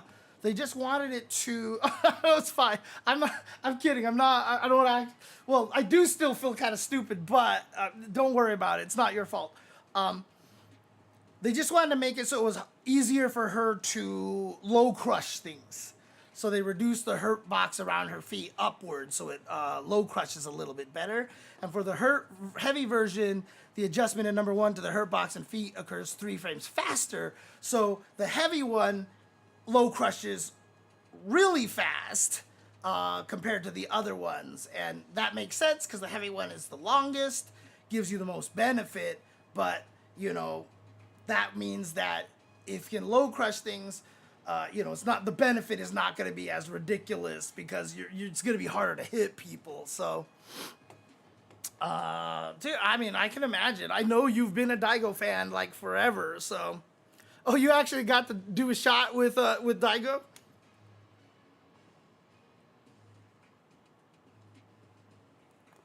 Oh, did you not even know he was going to show up? And he just showed up in the bar? Because that would be kind of crazy, actually. And that's a typo, by the way. I'm surprised they haven't fixed this yet. Phalanx is DP. Hello. And wait a minute. Diamond Karis is not. Yeah, that's spin kick. Wow, they haven't fixed this yet? Holy crap! Like, dude, they just made quarter circle forward on all of her stuff. Okay, anyways, so Diamond Karis, expanded the anti-air invincibility property from only the head to the area from the waist up. So they made this a better anti-air, right? So now, if you actually anticipate them jumping, you can actually use this as an anti-air. A lot of people said that this was a terrible anti-air, and a lot of the times you would try it and it would be too late, but apparently it is a significantly better anti-air than before. Yeah. So let's see, how low did I make? Yeah, okay, yeah, I got her to hit super low, okay. So yeah, I mean, look at that. That is a significantly better anti-air. Now, obviously, it's not a true anti-air, as you can see. Ooh, I'm hitting them on the ground? Wait a second. Like, that makes it actually, I mean, like, because that's cool, because I'm punishing the landing frames. I don't think this is reliable. I didn't think it was going to be invul right away. Yeah, see, right there, it's I got hit out of my on my third frame right there. So you still have to do it a little bit earlier. Yeah, so it's not truly anti-air invul until frame 4, it looks like. So you can't do it at the last second, but now at least it is so much more. Well, that is another problem that a lot of the Marisas have told me. If they jump anywhere near you, it doesn't work good as an anti-air because that's what happens. So it works good from afar. So keep in mind this, if you are fighting Marisa, if you jump from over here, that is a problem. But if you jump from over here, it's harder for Marisa to anti-air you because, you know, like that, right? And if I don't do anything, she can get hit. So, can it be a crosscut? I'm sure it can, but like, oh, Jesus. Oh, it's gonna be hard. So keep in mind, cross-cut motions work for DPs in particular. And it's very, very hard to cross-cut properly with quarter circle forward motions. That's so weird that that comes out. That is so bizarre that that comes out. What the hell? That is so bizarre. So no, it's not very good to cross-cut. And it's probably too slow as well. What's up, Ryder? How you doing? How you doing? But, I think... Oops. Oh, no, it's just not cancelable. Okay, the second hit is not cancelable at all. Okay, but what about the OD one? Is that still cancelable? Whoops.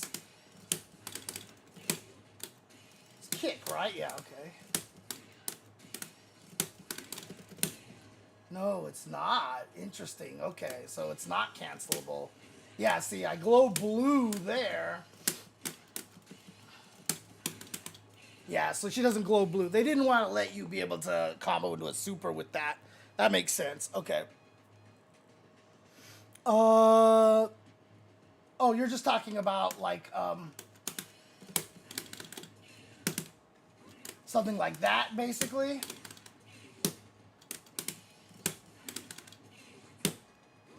Or am I not supposed to do charge version? Oh, there we go. Okay. Actually, this might be height dependent. It might be... Oh, don't do fully charged. Okay. Gotcha. So it doesn't matter. I mean, you get... Oh, no! That's not a knockdown. Shoot. Okay, okay. So, yeah, you could probably do... Whoops.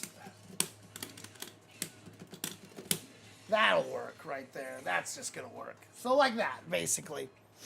Charge for... You meant drive rush charging forward. That's what you meant. Okay. So, in other words, this gave her a level 3 anyway before, so whatever. It wouldn't have been crazy if they added that to there. It would have been cool if she could cancel into level 2, but, I mean, I'm sure you can... Yeah, again, you could probably just do, you know, this into level 2 anyway, so it doesn't really matter. So, but that's only... Oh, that's only the medium one? Oh, wait a second. I was just doing the light one. Holy crap. Hang on a second. So the medium one is better than the other ones?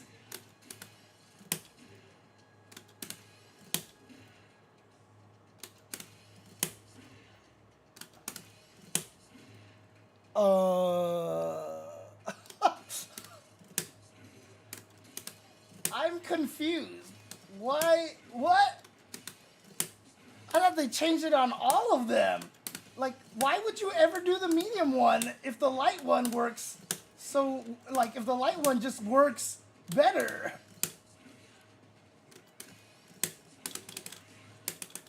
Is it because, oh, that might be why. Yeah, there you go. There you go. Is because the light one doesn't give you follow-ups, right? So that's the end of that. But now if you have the anticipation, you get cooler stuff is basically all it is what it is. So, yeah. Just do sweep? Or, I mean, I'm sure she's got lots of cool stuff.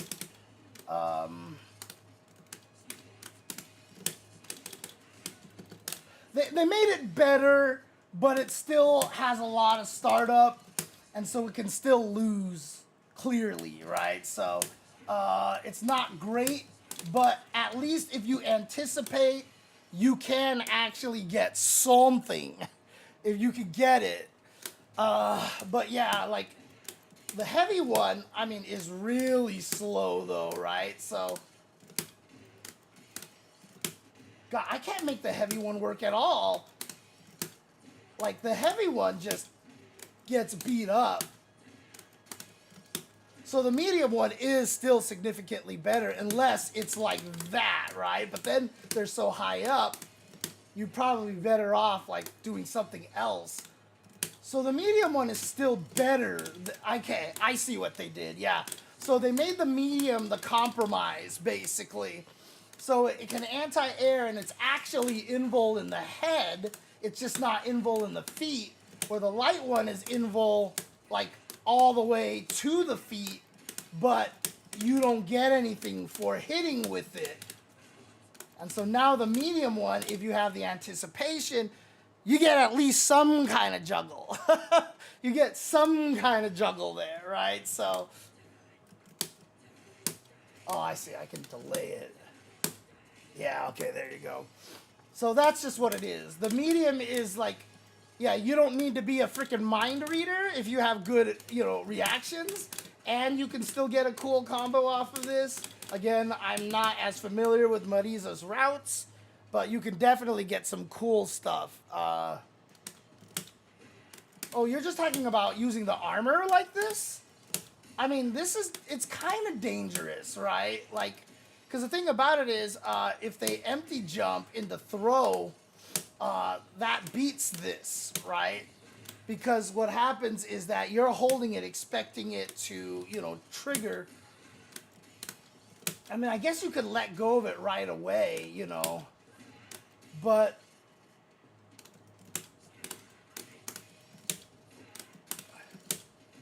I'd have to test it. So, because I know Marisas don't rely on this as anti-air. They'll do it once in a while, but I know they don't rely on it, right? So, if I'm not mistaken.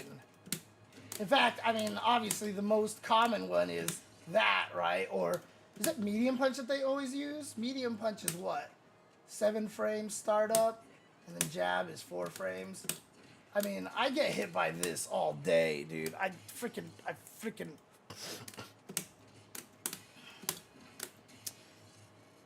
Jump light kick. Yes, I get hit by this one a lot, but this one just hits high up, so that you can actually get people this right here. All the top players rely. You're talking about the armor on this thing here. I mean, I believe you. I can't name a top player who uses Marisa, unfortunately. So I don't see that many. So again, I believe you, but I don't know. So yeah, Super Art 1, counter now triggers if it's thrown. We talked about that. The damage was reduced a little bit, I guess because it's better now. Expanded the collision push box on the last held version that appears 1 frame before the attack hits. Probably just to make it so it doesn't miss as often, like it doesn't go under people. Add an additional attack hitbox to the longest held version that can only be hit during a combo, making it, they do these things, and I know I say this every time, I'm not a big fan of these kind of changes, but whatever, it makes things more consistent.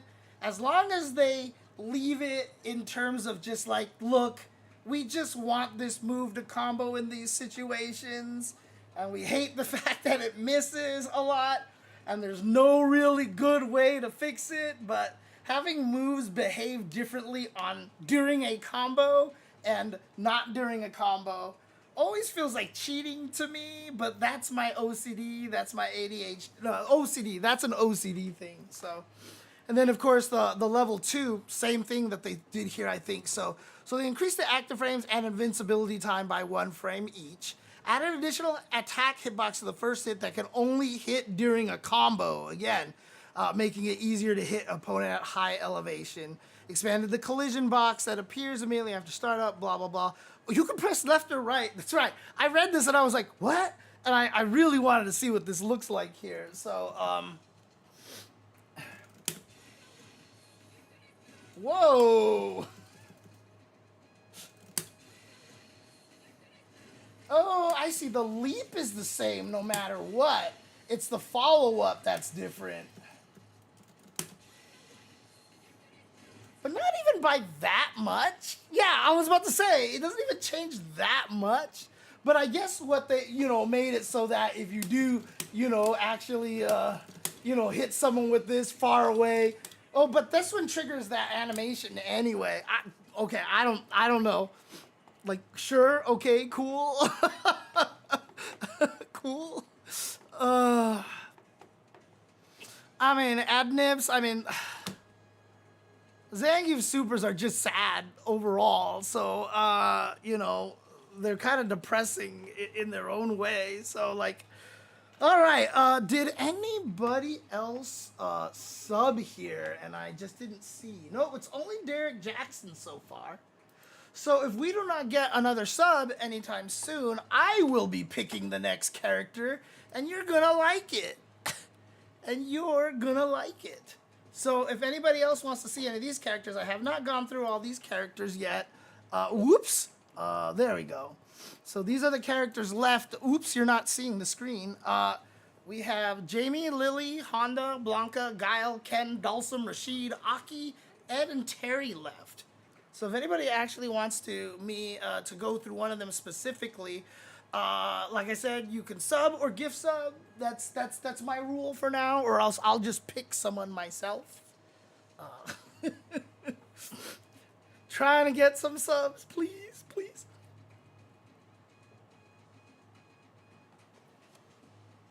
I am really sad I don't have this status box that I used to have before when I changed the restream, because it's a status dock that's just a plug-in to Twitch, and I don't get that status box anymore.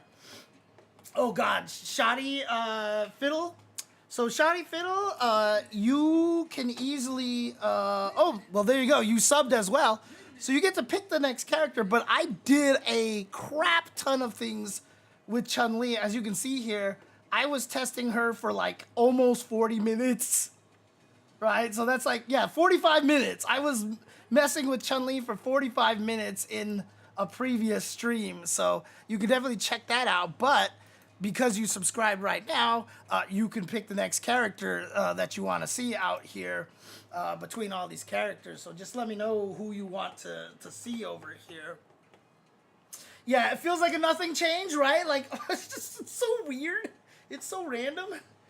So Shoddy Fiddle, if you want to pick another a character, just let me know.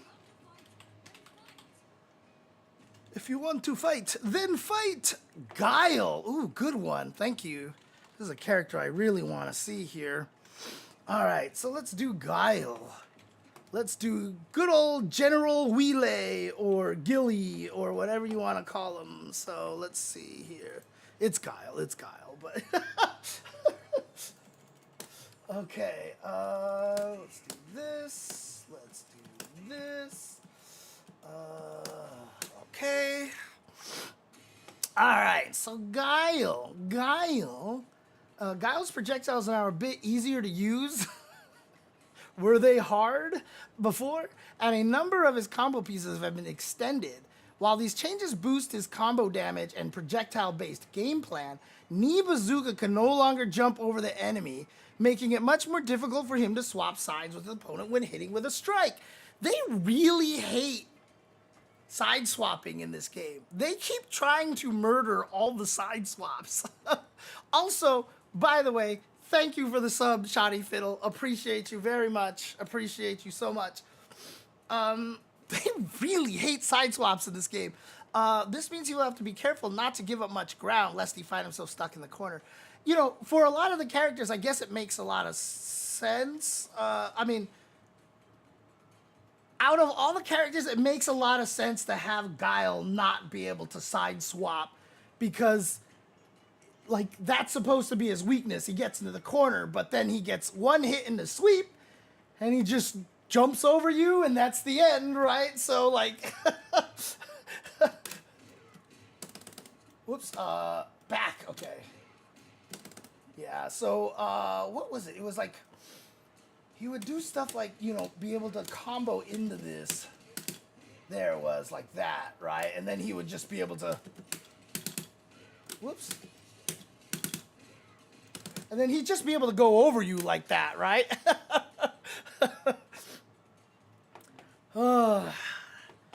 Okay, Sonic Boom and other projectiles. Guile's projectiles will now disappear faster when they are judged to have left the screen, allowing him to shoot projectiles faster in situations like when a Sonic Boom misses after being jumped over. I don't know how significant that change is, but it can change a lot. It can change a lot. And it's also a lesson to people, too, because when you're fighting against projectile characters in this game, it's really easy just to, you know, walk up and parry them, and parry them, and parry them. But keep in mind that when you do that, you are making it so that the other character can throw a Sonic Boom faster, right? So if I do block all, block type, drive parry like this. So if I do something like this, and he parries like this, so I can do like light, and then I can throw another one right away, right? If you can learn to do the early jump thing so that you try to land, like, let's use a medium Sonic Boom here because it's easier to neutral jump over, right? So if I do medium, medium, medium, medium, medium, very annoying, right? But if you can learn, for example, to do kind of the late jump, so early jump thing. So you can jump over it like this, watch. Like you can jump over it like that, but the problem is that you're still in the air a lot. Whoops, oops. You're still in the air a lot when you do this, right? But see, I still can't throw another Sonic Boom right away. So a lot of times if you are fighting projectile characters, if you are just parrying them all the time, understand that you're making it easier for them to zone with projectiles, right? There is an advantage of jumping over them because I can't throw another Sonic Boom. Now, here's another important thing, though, because I can obviously jump over the Sonic Boom like that, right? And you can see I have an advantage of 39, or I can jump over the Sonic Boom by jumping earlier, like so, and now it's only plus 36. And if I can get it even smaller than that, maybe? So this is what I call the early jump. Now it's only 32, right? So let's see if I can even do it faster. Okay, that's too fast right there. Okay, that's not gonna work here. Let's try. Ugh! So that's 25 frames. See? So if you can actually learn to do the early jump over projectiles, and it works when jumping forward too. This is another key one. So if you're screen away and you're trying to jump over a Sonic Boom, so if I throw a light Sonic Boom and you do this, whoops, if I throw a light Sonic Boom and you do this, see, like I'm plus 39, right? Actually, let me do something again. Let me fix this a little bit better here. All right, that'll work better. Okay.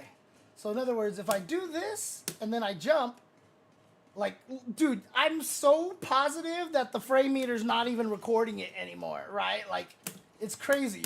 Like, I'm so plus that the thing is not even recording anymore. However, if I jump early, look at that. Look at that. Now I'm only plus 34, right? So sometimes when you're trying to jump over projectiles, it's good to jump early. Look at that. Now I'm only plus 29, which means I have less time to do any sort of shenanigans to your jump in. So learning how to do early jumps over projectiles is very, very, very important. And not only that, but makes it so that I can't throw another projectile because it's still on the screen, right?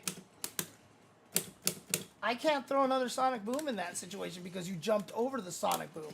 So a lot of times, while it seems like a good idea, just a perfect parry all the time, like, if I did not expect you to jump and I don't move forward, you're going to land here.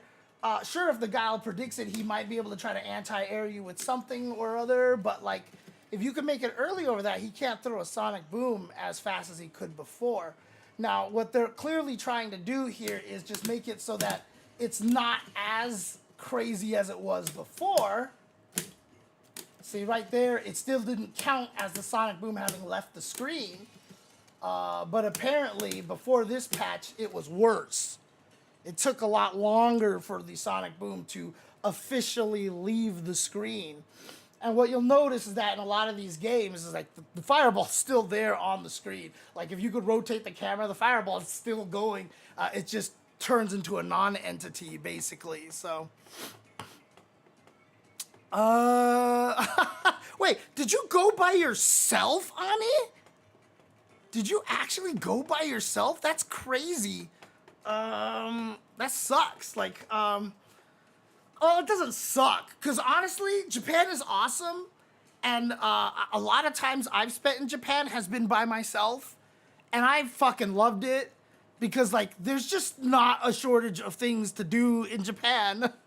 And I was lucky because I would also just go to Hey Arcade and play Super Turbo with everybody there and get my ass beat. It's obviously more fun with friends, clearly, but look, you guys have the power. You have the power, Ani. Tell Capcom to fly me out to Capcom Cup next year. Cause yeah, people aren't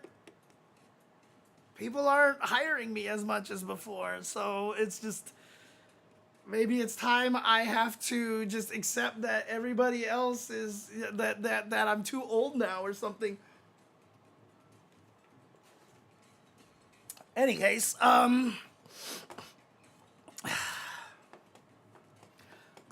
Super Art Level 1. While Sonic Hurricane has always had a hitbox that only appears during a combo, this hitbox would not hit opponents that have been blown back by projectiles. This has been changed, making it much easier for Guile to combo into a Sonic Hurricane on an opponent who has been, wall splatted by Overdrive Sonic Cross. Okay. Wow, very specific situation. Okay. Added the jumping attacks for modern controls, more fixes to modern controls, modern control fixes here. And again, I'm not trying to be like, whatever, modern controls. Like, clearly, modern controls are very important.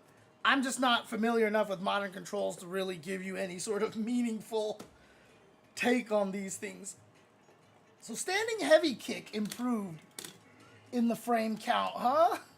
Standing heavy kick, huh? All right, you know what? I'm changing this because I've switched back and forth. I keep trying to switch back and forth, and I can't get used to either one of them. But I definitely change block more than I change counter settings. So I'm changing this back over here. So I'm putting this back to block over here. Okay. So no block. There we go. And like I said, I put this in a tweet and a video before.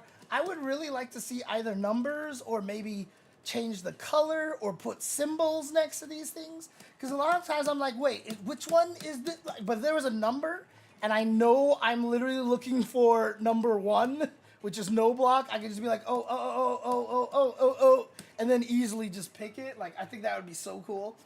But standing heavy kick, huh? Now it's +4. But added initial scaling, okay. But the thing about it is, like, it's this one. That's right, because he has 3 heavy punches. It's this one. Like, that already worked, right? Like, that already worked. I guess, like, what would be the advantages of that? Okay, so there you go. So I could do punish counter heavy kick, like so. Whoops. And that combos now, basically. So, oops. Oh, God, I'm doing the old one again. Shoot. Dude, I swear to God I'm gonna die. Oops, I turned off punish counter. Okay. So yeah, that combo's right there. So, well, the thing about it is they gave him this cool thing here, but unfortunately, wait, why didn't it wall splat the last time? Okay, I'm confused.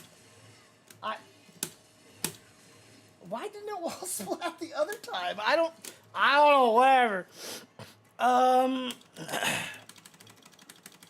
I mean, again, I don't know. Like, you can tell me, like I said, you guys have a power to influence them to hire me more often and stuff. Like, again, I'm sad.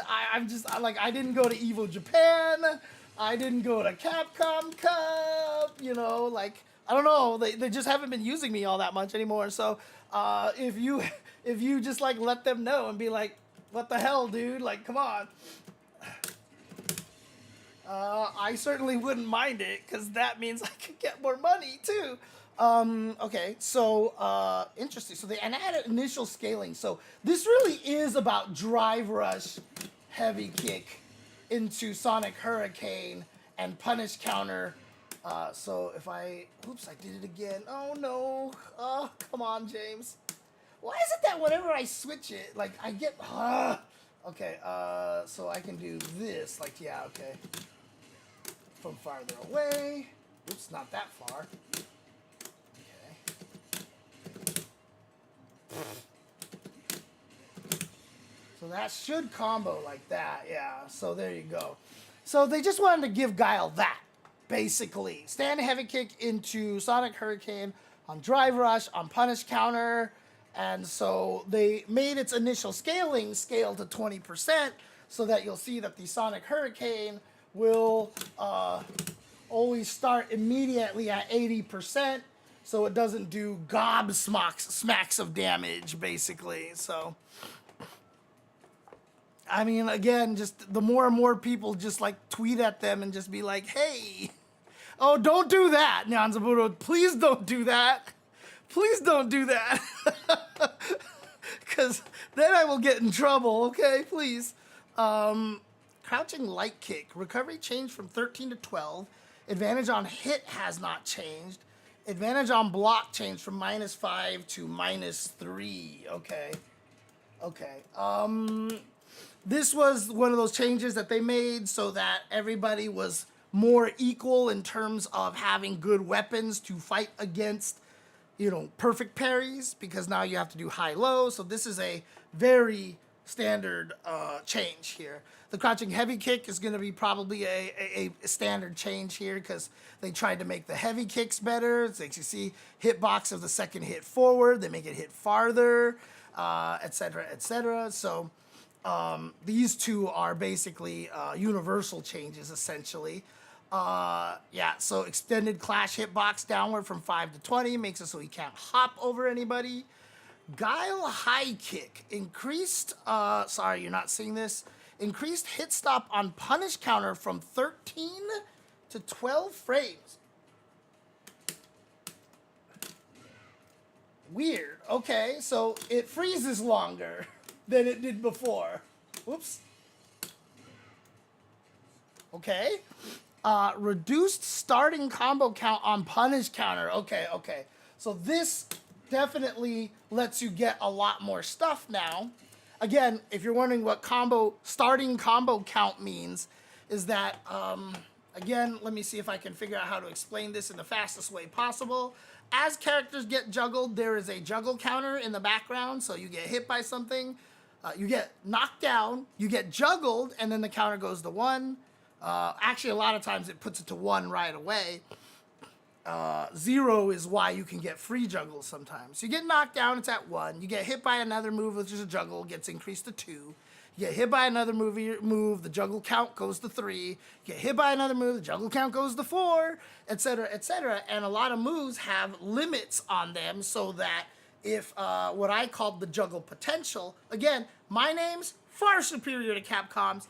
I'm sure they can't use them because then they'd be like, what if James sues us? I will not do that, Capcom. You can totally use him if you want. This is verbal confirmation. You can use my terms if you want. So if your move has a juggle potential of 3, if the juggle count gets to 3, you can still juggle, but as soon as the juggle count gets to 4, you're done. Because your potential is only 3, 4 is higher than 3, can't juggle anymore, right? Well, after the course of many, many games, they started getting clever with all these things. Because before in all the old games, as soon as you got hit by a knockdown, you were at 1. Next move juggled you, you were at 2. Next move juggled you, you were at 3. Well, in a lot of the modern games, they were just like, what if we make it so that if we pop you into the air, it just shoots your juggle counter to 99 right away, because we don't want you to juggle after this move. So Ryu's Super Fireball in 4 and 5 would do that. If you hit him with the Super Fireball while they were standing on the ground, when they got launched in the air, the juggle counter got rocketed all the way to 99, so nothing could juggle afterwards. That is essential. So that is kind of like, I guess we can call a juggle starting count now, which is a new term that I hadn't ever really, used in any of my FAQs, because that only happened in Street Fighter 4. That's what starting combo count is. So in other words, normally without a punish counter, oh god, that's right. It's only the chained one that launches. That's right. Okay. Okay, it's different. It's different on this one. It's different on this one, because in Street Fighter 5, when you hit him, you just got a free juggle, etc., etc. So basically, they just made it so that when you do hit it with a punish counter now, okay. So before, you probably couldn't do that. Because when you launched him, it probably started the counter at 1, right? And so you couldn't juggle with anything. Now it's definitely starting at 0, because I can juggle with normals. So as soon as you can juggle with normals, that basically means it starts the juggle count at 0, basically, is what it means. That's funny. Okay. Oh shit! You're right. Sorry. Okay, so basically, if you do this, I can juggle with normals now. This probably didn't work before this patch, right? This most likely did not work. So that just means that if I do something like this, that's gonna raise the juggle count probably to 1 finally, right? Which is nice, because then you could do stuff like this. And I'm sure it opens up some really funky things that he can do. But anytime you can juggle with a normal like this, means that the juggle count is launched at 0. So they changed this to launch at 0. And actually, they probably made that last longer so I can Sonic Boom like that, right? Because the hit stop on punish counter is from 13 to 20 frames. So they added 7 frames of hit stop right here. Now, the interesting thing about it is hit stop are frames that are not counted by the game, right? Like, if you look at the frame meter, during those frozen frames, those frozen 20 frames, like, the frame meter doesn't do anything. However, charge still is live during hit stop. So by going from 13 to 20 frames, by the time the freeze stops, I have charged 7 more frames than I did before, which is probably why it's really easy to do something like this now, right? So, in the Sonic Boom, right? Ooh, that's tough. Okay, I can't get the flash kick out in time, but obviously it would make that one easier. It would make stuff like this easier. So, oh, that's too high. Come on. Does the heavy one take more time to charge?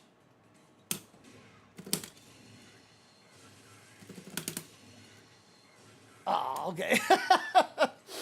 But yeah, then obviously too, you can do this, and then the juggle count is lower, so you can probably get some sort of wall splat. What? Why am I not getting the wall splat?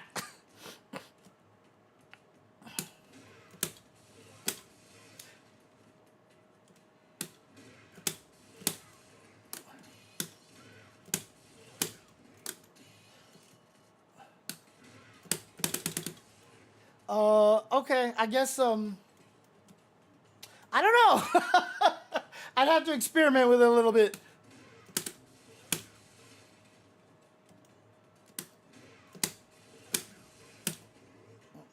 Yeah, okay. Anyways, yeah. So it's just easier to get the follow-ups after that. So there you go. Oh, and extended the time and height the opponent is blown back on punish counter. They really wanted to make this a combo starter, didn't they? Whoops. Holy crap, that frozen, that extra freeze made it really easy to drive cancel.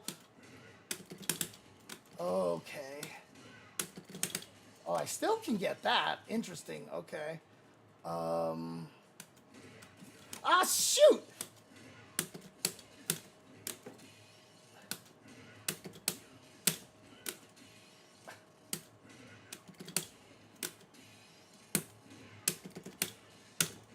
I'm trying to flash kick, but it's so hard. Actually, what am I doing? Oh, no, I have to do it that way. There we go. Yeah! Look at that. Super awesome combo. It's not an awesome combo. It's a really shitty combo. I mean, I wonder if you could do stuff like,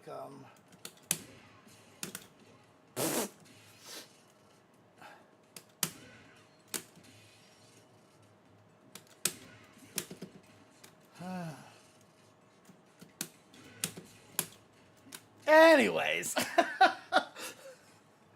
Point is, they want you to punish counter with Guile with the Guile high kick. All right. Normal overdrive sonic boom. Reduced time it takes for projectiles to disappear after leaving the screen. Overdrive sonic blade. Expanded hitbox horizontally. And so it hits better. Yeah, you're right. They really did want to make it so that he could wall splat as much as he could.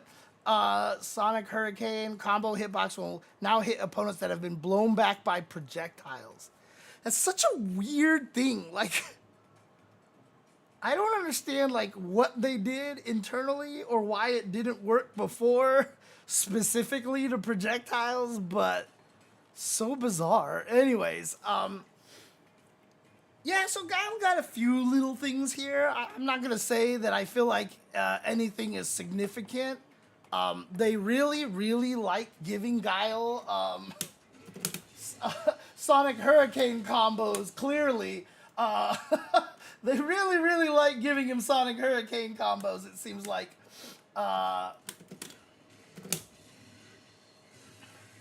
So he has stuff like that, and like we said before, they really want you to get the wall splat. Oh, that's funny. Whoops. Oh, that's funny too.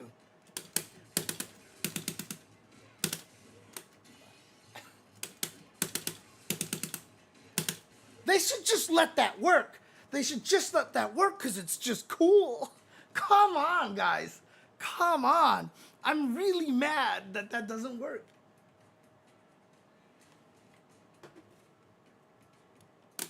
Oh, yeah, the sweep juggle sweeps. Like, it's funny because the only person it worked really well for was Akuma, and then they nerfed that. Oh, that doesn't even work. Weird. Okay, okay. Come on, guys. Ah, I'm mad. Anyways, okay, so that's Guile. Nothing significant, I don't think. I don't think really anything crazy. I mean, honestly, the biggest change might literally be the fact that he can't corpse hop anymore. So, but outside of that, I mean, So the standing heavy kick thing is kind of nice because now it's just something that it's a nice little arsenal for Guile to be able to, you know, get some bigger punishes. And honestly, punishing like this, you know, getting a punish counter off of this is not going to be super hard because, like, if you just walk out of the range of like normals and just kind of like, you know, spacing trap or, you know, try to auto time the whiff punish kind of things, and you do land it as a punish counter. Because before, I mean, you're +8. Like, nothing. Yes, that's 9 frames. That's 9 frames. That's 7. You get nothing. It's 8. You get nothing. So yeah, you didn't get anything off of this before at max range, punish counter or dry rush. But now you can actually do this. So it's definitely a nice little thing. He definitely got buffed, right? But the nerf to the hop is kind of bad. So kind of bad for him. But again, I don't think it's going to be too bad because what's just so here's the thing, right? So like this is what used to happen before. Like he would be like, oh, and then he'd get the sweep, and then he'd hop over you, right? But now he would just do like, oh, let me do actual combo to you. And even though I'm not out of the, I didn't switch sides, I'm still out of the corner. So, like, I don't feel like it's gonna be like horrible. Like that's how I thought about Cammy as well when they changed her ODDP. So I don't think it's that big of a deal, to be honest with you. But yeah, there we go. That's Guile. Anybody else want to subscribe, gift sub, to pick the next character? If not, then I will pick one myself. I will pick a character myself. All right, I'm just going to pick one myself. I'm going to go with Aki. So, because I'm curious, because she is a character that I have used. Again, I've gone through all the patch notes already, but, like, I just want to test them out here. Let's do this. Here we go. All right. The main focus of Aki's changes were combos and attack sequences. While some of her most commonly used combo stars were given scaling and weakened slightly, she has also received a number of new options to use in her combos. It's really interesting because when Aki first came out, her juggles were really limited. Like, things would just run out of the juggle potential so fast, and, like, a lot of things just didn't have range, and it was just kind of interesting. But little by little, they've been opening up a lot of the things that she is able to do, which I think is cool. Standing medium punch, with slightly more recovery on block, Aki is no longer able to cancel stand medium punch into toxic wreath after a delay to punish opponents who move. Okay, let's see here.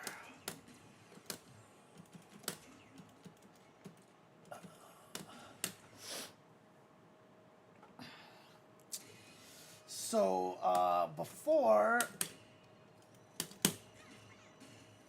before, I'm assuming you could cancel on a later frame. Like a delay. Yeah, okay. So it's hard to see. It's hard to see, right? If I cancel it right away, if you look at the bottom frame over here, you see 2 red boxes here, right? But the rule usually is you can cancel any active frame on a cancelable hit. So if I delay it ever so slightly, whoops, there we go. You see it? I got all 5 active frames down there. This is what is called a late cancel. So I'm actually canceling it on the 5th frame over here. So what they're saying is that originally, if I did that, it was not a frame trap. The block stun of the standing strong was short enough that right about here, there was probably 1 frame where the opponent could move. And so if they pressed the button, they would get hit by the toxic wreath, right? Oh, wait, toxic wreath. Do I have the right one? Just let me make sure. I'm pretty sure I have the right one here. Yeah, that's the right one. So it would actually frame trap like this. But now what they've done is they've made it so that the standing medium punch. I don't know. We'll see how they change it. They might have just made the block stun longer, etc., etc. However, she will now have crouching medium kick blocked automatically after drive rush canceling from a block standing medium punch. Okay. Oh, that's good. Oh, that's good. Oh dear, that is good. Okay, so they definitely increased the block stun. So probably what they didn't want to have happen for was that to be a combo. They changed it so that this doesn't work anymore on a late cancel, but now this is a true block string. And if you're wondering why this is so good, is you can't do the OS thing to her, right? So you can't DP in between, but it's still going to be mad plus on hit. Let's see. Standing block only. Oops, I have this. Okay, there we go. I'm +9. So basically, if she can land the standing strong on you like this, that's for free. That is free for Aki.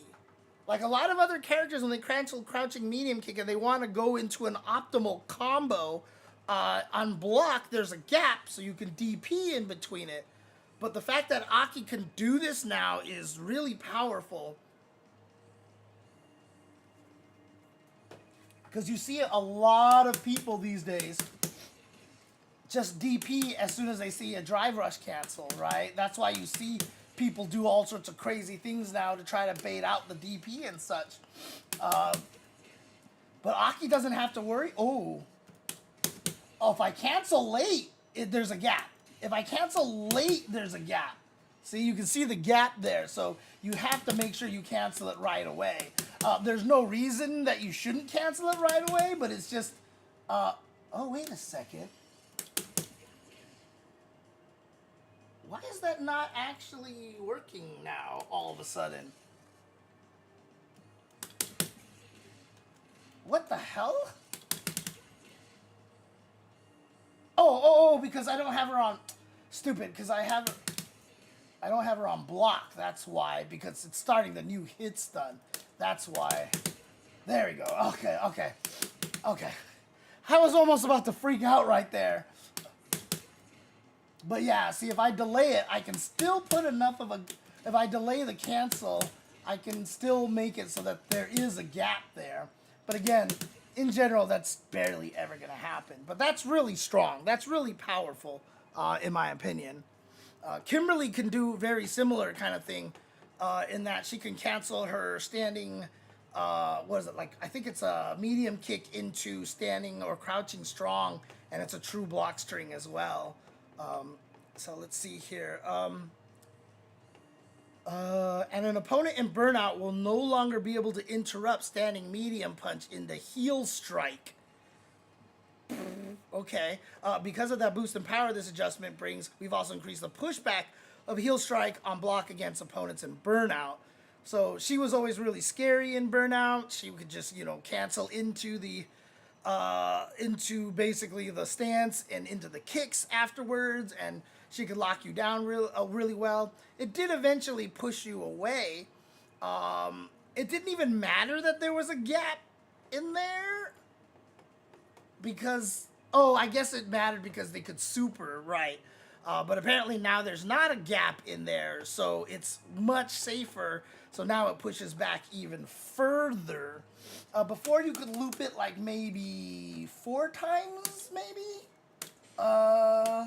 Okay, so yeah, let's see this here.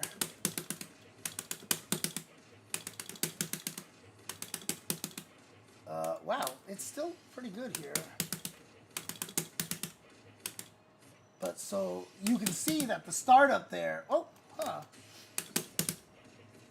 I thought they said that it was supposed to be, they will no longer be able to interrupt standing medium punch into heel strike. They still can. There's still a gap there. Unless I just misremember something.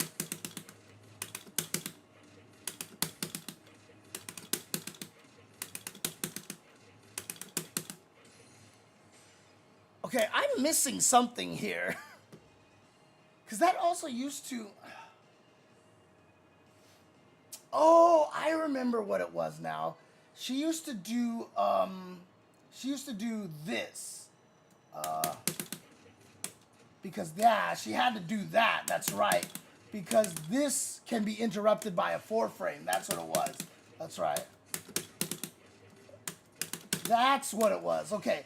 So you could only get like 3 or 4 loops of that is what that was. And clearly, as you can see, 3, and I'm pushed super far now.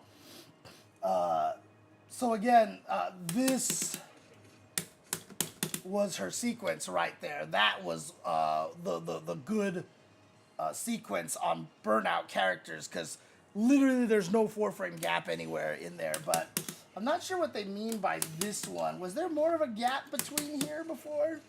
I'll look at the notes later on, and I'll figure it out from there. Okay, medium serpent lash is now faster on startup. It can be more easily be used for both follow-up attacks and against opponents in the air. Because the hitbox appears faster now, we've also increased the amount of active frames to ensure it will still hit in combos where it was used previously. This was really nice because they made it hit earlier, but then they just made it so that they just added active frames at the beginning and didn't touch any of the later ones. So if you had any kind of setups where it hit kind of meaty, those all still work. Normal or overdrive Cruel Fate with its hitbox during combos expanded forward. Cruel Fate is now easier to use as part of combos. In particular, Cruel Fate is now easier to link from stabbing heavy kick on punish counter, making it more usable to follow your attacks in situations like whiff punish. Did it ever miss? Like, that's weird. Like, I don't even remember it ever missing, to be honest with you.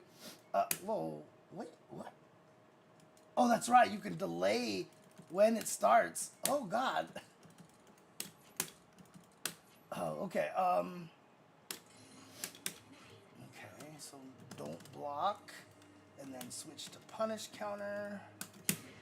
Like, I felt like this didn't ever miss before.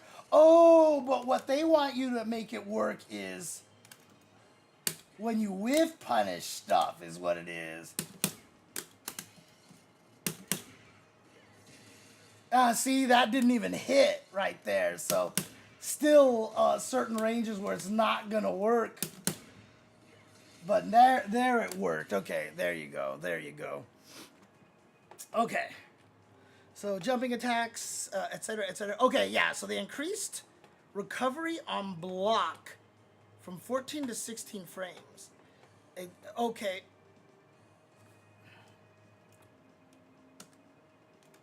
Alright, let me take a look at this, actually. So, in other words, I have 16 recovery frames, but on block, it's still 16.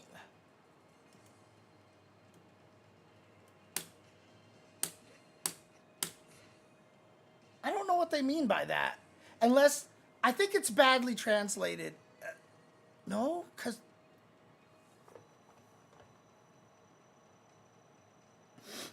Did it used to be different? Maybe on whiff it was 16?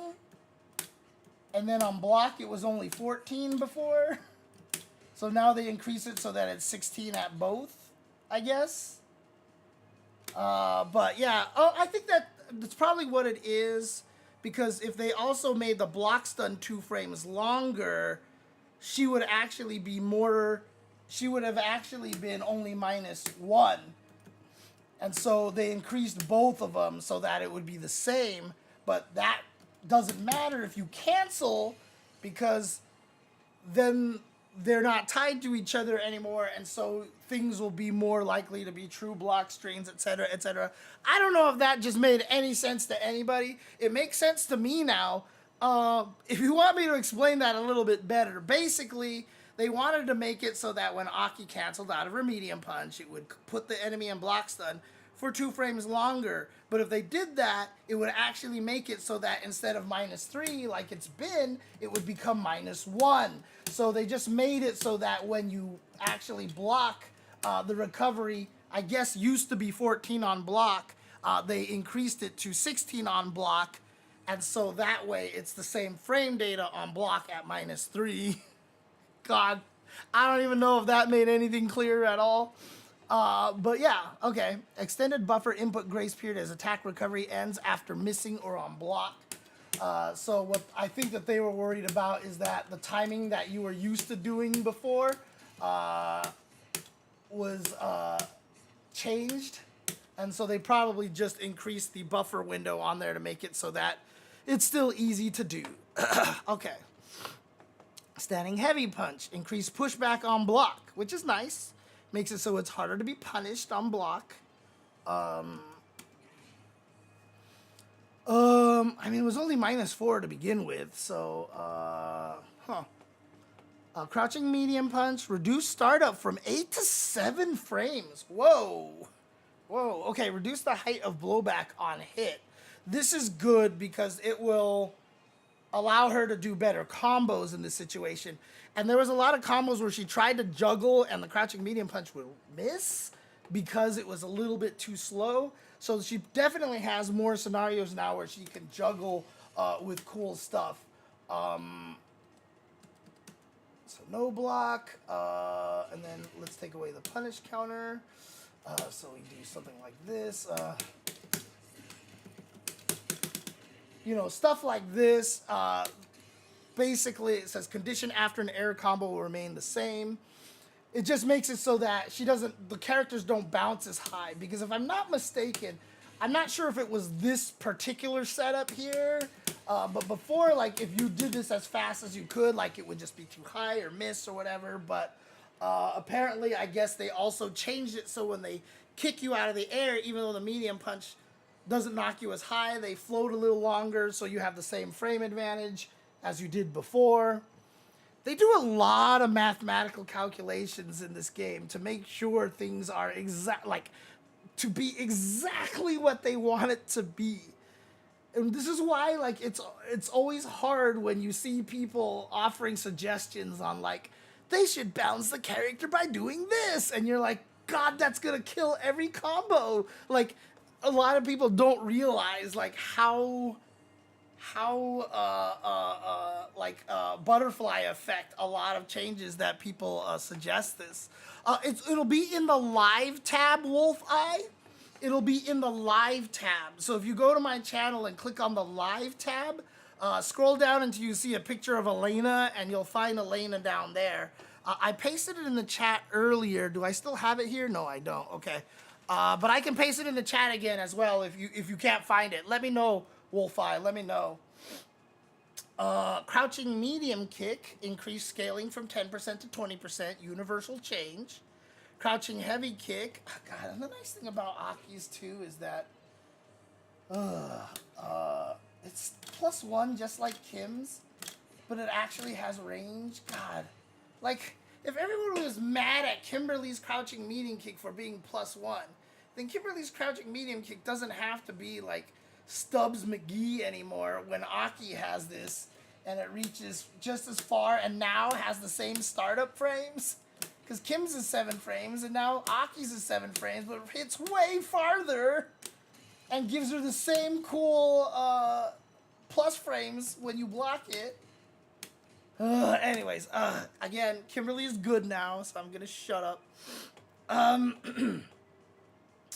So, crouching heavy kick, extended hitbox around the feet after active frames and upwards. Hurtbox will now remain until recovery ends. Extended hitbox around the feet after active frames and upwards. That doesn't make any sense. Because after active frames end, that means there's no more hitboxes. I think this is a typo, and this might actually be hurt boxes. Extended the hurt boxes around the feet after active frames end upwards. Hurt box will now remain until recovery ends.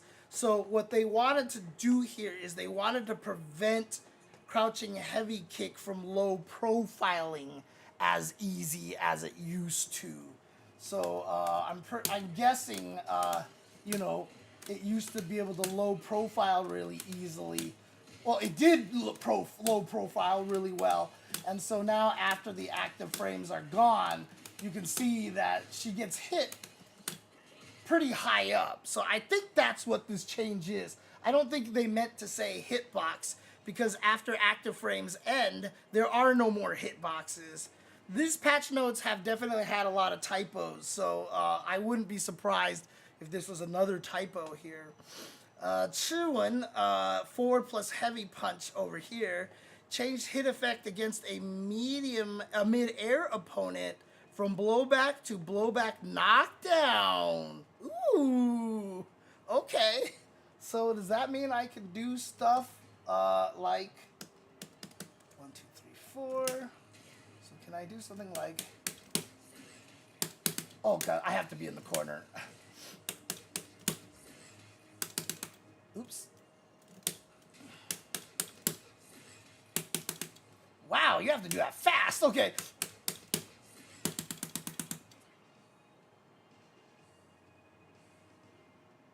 I guess it's not a free juggle there.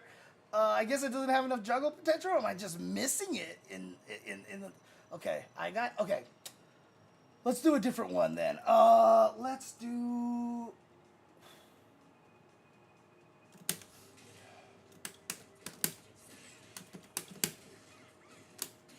heavy kick, heavy kick.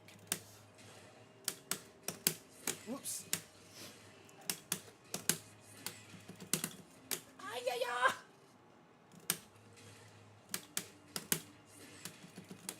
Ah, heavy kick. God, I've lost all my Aki muscle memory. This sucks. Or do I just do it? I think I just do it. Wait a minute. Of course that works, because that's drive rush. Okay.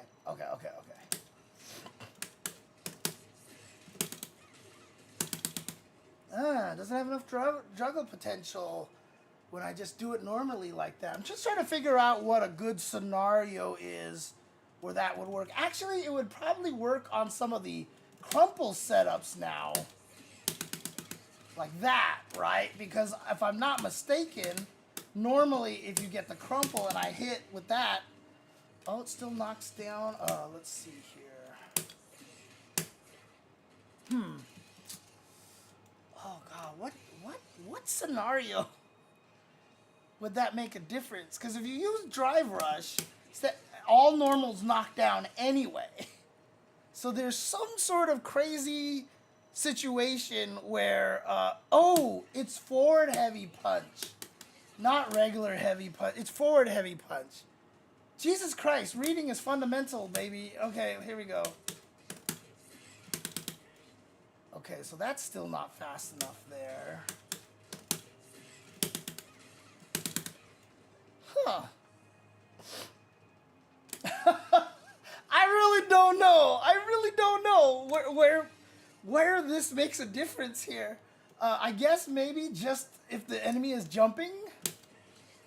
Yeah, I guess it's just really what it is if the enemy is jumping. I'm trying to find like some really cool like place to use it, but I can't. Oh my god, I'm so mad. So that'll combo because that didn't combo before. Anyways, I'll have to test around to find out where that actually makes a significant difference. Okay, and then heavy nightshade pulse. Oh, nice. Okay, they added scaling to this, to the OD fireball, probably because the drive rush thing was so strong. So they were like, yeah, let's nerf that a little bit, and I think that's fair. I think that's good. It's a good change. Medium Serpent Lash reduced startup from 17 to 14 frames. Again, this is a tricky way that they describe it. Increased active frames from 6 to 9 frames. Basically, they took 3 frames before it used to hit and turned those into active frames. So yeah, so now going from 6 to 9, and those 3 extra added frames, the 3 extra added active frames were added to the beginning before the original active frame. So the math just maths out here. But this just basically means that there was a lot of situations where where the medium punch would be maybe too slow to juggle, or that you would just not hit people out of the air with it as an anti-air as fast as you'd like. See, like that, I don't know if it would have hit like that before. I don't know. I don't remember now. Because it is definitely hitting on the 14th frame, or actually the 15th frame. So it is hitting earlier, so it might have missed before in that particular case right there. Let's see. Normal, overdrive, cruel fate, expanded, combo hitbox forward for all normal versions. For normal version hits except the last hit, and all hits during overdrive version. Overdrive, cruel fate, expanded collision pushbox upwards on block, making it more difficult to jump over the opponent. Huh. I guess it was just because there was enough situations where it would accidentally like miss somebody or something like that and go over their heads. And I guess they just wanted to make it so it didn't do that as much. Definitely one of those quality of life changes. Heel strike, kick during sinister slide, increased pushback on block during burnout. We checked that a little bit earlier. And then back throw, increased recovery on hit by 7 frames. Okay, and then extended the buffer input grace period, because if you are used to a certain timing, they wanted to make it a little more lenient so it'll still work. Just how bad is it now? Let's see. So I'm only plus 20 in this situation.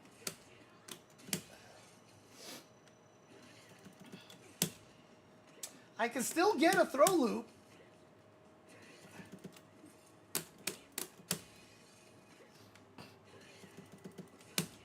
So I can still get a throw loop in that situation, but, probably, that one is going to be a big one right there, right? So you're not going to be able to get fireballs necessarily as meaty, et cetera, et cetera. There's just going to be more gaps for people to do stuff. You're not going to have the same kind of setups that you had before.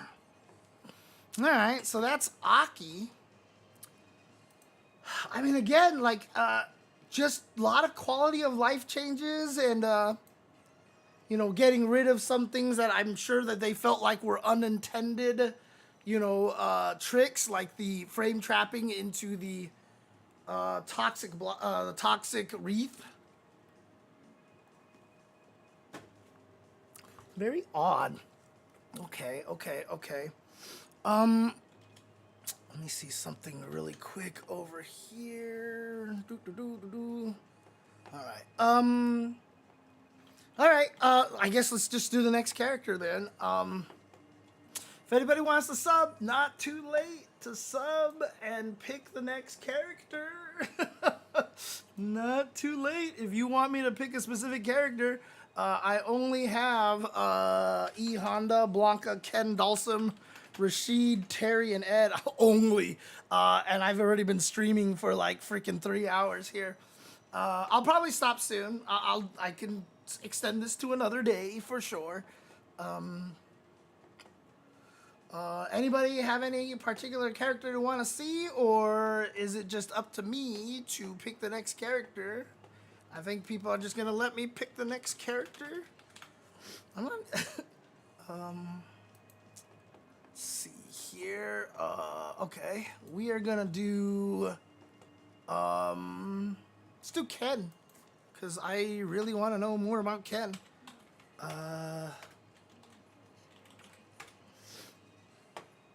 Okay, let's take a look at Ken. All right. This will probably be the last one I do for the day. Oh boy. Whew. Tired. All right. Ken had 2 major focuses for his changes: offensive and defensive properties of his Jinrai kick, In this position after performing a forward throw in the corner. We already talked a lot about the throws. Ken's various offensive options forces opponents to make difficult split-second decisions where making one wrong move not only meant not only getting put in the corner, but also led to Ken's easily looped corner pressure. With the changes to perfect parry, Ken should find his commonly used normals parried less, giving his Jinrai kick a boost in power. I suppose. As such, we've reduced it and its follow-ups in powers slightly. We've preserved Ken's advantageous situations when hitting with his strikes as well as his corner carry, but we have touched up his Jinrai kick, Kazekama Shin kick, and his positioning after a forward throw in the corner to give his opponents more choices to fight against his onslaught. As a few characters in particular were very limited in their options. Kimberly! Boy, I hated fighting Ken in the corner. Holy crap, I hated that. Light, medium, Jinrai, Kazekama Shin kick, medium Jinrai kick is now more likely to be punished by a fast normal attack on block. Additionally, Kazekama Shin kick, often used to punish those who attack while at a frame disadvantage. Often used to punish those who attack while at a frame disadvantage, will now result in Ken being knocked down when he is counter hit during it. These changes make using Jinrai and its follow-ups a little bit more risky, as well as reducing the reward for successfully hitting with them.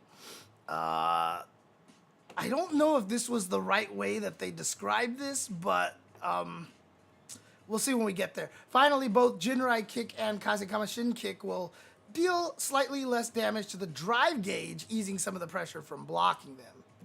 Makes sense. Okay, standard changes over here to the jumping attacks in modern controls. And so here we go. Forward throw, we already talked about this. He has to be absolutely frame perfect to get throw loops. Ooh, I even have the other Ken already recorded to do that. Very difficult to do. There we go. Ooh, I thought I almost had it. I was like, I'm a god. I thought I was going to get 3 in a row. Oh, it's so hard.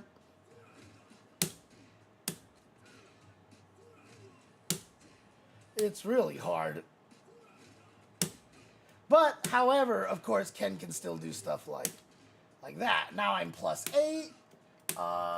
Let's see. This'll definitely combo. This'll definitely combo. So, I mean, you could easily still just do... Oh, that's too far. Okay. So what if I did... I can just do something like this. Yeah. Right? And then, oh, but that's only +6. Okay, so I don't get... I mean, if I do it really meaty, I'll be more plus. Like, well, that was only 5. That was less meaty. Oops. Okay. Hey, Ray, thank you for the follow. So that's +8 there. That's kind of a oh, but that was super meaty. If I just do that, that's only +7. So yeah, I mean, for the most part, you can just do, you know, something like that. I didn't quite get it. Okay. So the hard part is that if you hit with the first active frame like that, you're only +6. But crouching strong should hit. Oh my god. Okay, actually? Alright, Capcom, I see you. I see you. Okay, there we go. That went. That distance works. Okay. You just have to walk a little further. Whoops.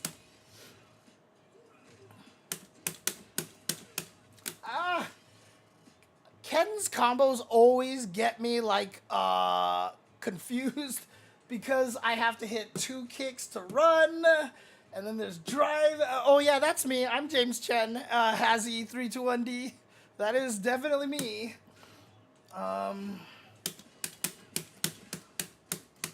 Okay, so there it was right there. Muscle memory problems. No, I didn't want to do crouch strong. I wanted to do crouch jab, actually. Nope. Why was my muscle memory doing that? I did it again. Dude, my muscle memory is so brutal. Ugh. It just takes me so long to unprogram my muscle memory. That's what I wanted to do right there. Not a lot of damage, though. Not a lot of damage. A lot of scaling. Well, I mean, some people... Dude, a lot of people don't know that Jay Chenzor is me. A lot of people don't know that my handle is Jay Chenzor. And I always tell people, put my handle on the overlays, but like, nobody ever puts Jay Chenzor on the overlay. Everyone would just list me as James Chen. I don't know why. I tell people, put me down as Jay Chenzor so they'll know, but you know, it's just like, ugh. Okay, see, standing light punch. Extended forward momentum from drive rush by 3 frames. This was that thing that they wanted so that you can't shimmy after drive rush into standing light punch. So he has a little more momentum, so he ends up closer to you. So if the enemy tries to throw you right away. I thought this was going to be a universal change, but apparently it's not, because they didn't do this to Ryu. And so Ryu can still do crouching medium kick, drive rush into jab, walk backwards, shimmy, but Ken cannot. So very weird. Standing medium punch, separated hitboxes. Hitboxes other than the lower part of the character have been reduced downward. So it doesn't hit things as low as it used to. Extended hitbox around the legs forward from when hitbox appears to the end of the animation. Oh, I see. I see what they say. Hey, thank you for the sub, Ray Ray. You can pick the next character, by the way. You can pick the next character. So that's your choices right there. You don't have to pick right now, but you get the next character. Okay, separated hitboxes. So what that means is he probably only had 1 hitbox, and they changed it to 2 hitboxes. So then the hitboxes, other than the lower part of the character, have... Dude, do they mean hurt boxes again? Extended hitbox around the legs forward from when the hitbox appears to the end of the animation. Look,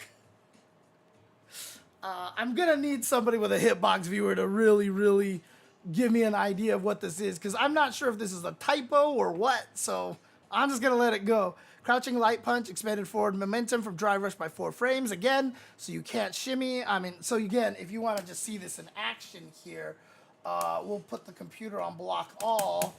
See, look how close I am to him. This definitely wasn't like this before. In fact, if I switch to Ryu, that's Guile. There's Ryu. Look, I'm still so far away, right? Like, whee! So I can actually get away if I set Ken to block reversal. I did Chun-Li before, Ray Ray, so you can find that on my live tab archives on YouTube. I'll get you that list again in a second. So, yeah, Ryu can still shimmy here. See? Obviously not if I do it right away, but... So they didn't do it to Ryu, but they did it to Ken. See? Same thing with crouching light punch. So in other words, Ken making sure that his sequence here is a true block string, and getting plus frames on dry rush crouching light punch, they took away the shimmy option from Ken. Again, they did it to Ken, but not Ryu. So I don't know. I don't know. I don't know why. I don't know why. Because the way they described it, they were like, we wanted to get rid of this, and then it wasn't to every character. It's so bizarre. So these are the characters left over here. Jamie, Lily, E. Honda, Blanca, Dalsum, Rashid, Ed, and Terry. Admittedly, these are not exactly the most popular of characters. But if you do go to my live tab, or actually if I just come over here, So if you go to that YouTube link right there, Ray, that I just put in the chat, that will take you to my previous session where I talk about Chun-Li for like 45 minutes because I'm just trying to land combos and I'm just trying to test things all day.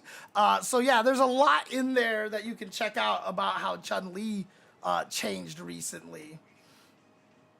Crouching medium punch. Increased recovery on miss. Oh, right. Okay. Expanded hurtbacks around the arms. Expanded hurtbacks around the feet. This was another universal change. They wanted to make sure everybody's crouching medium punches that had this kind of crouching medium punch much easier to punish. You never liked anyone until Lily, huh? Interesting, Ray. Oh, that's cool. I'm glad you found Lily and that you're enjoying that character. I've got some tricks for you if you want some. So, crouching heavy kick. Effects on knockdown changed to match those on normal hit. This was another universal change. Neutral jumping heavy kick. Shifted central axis of character forward during the animation.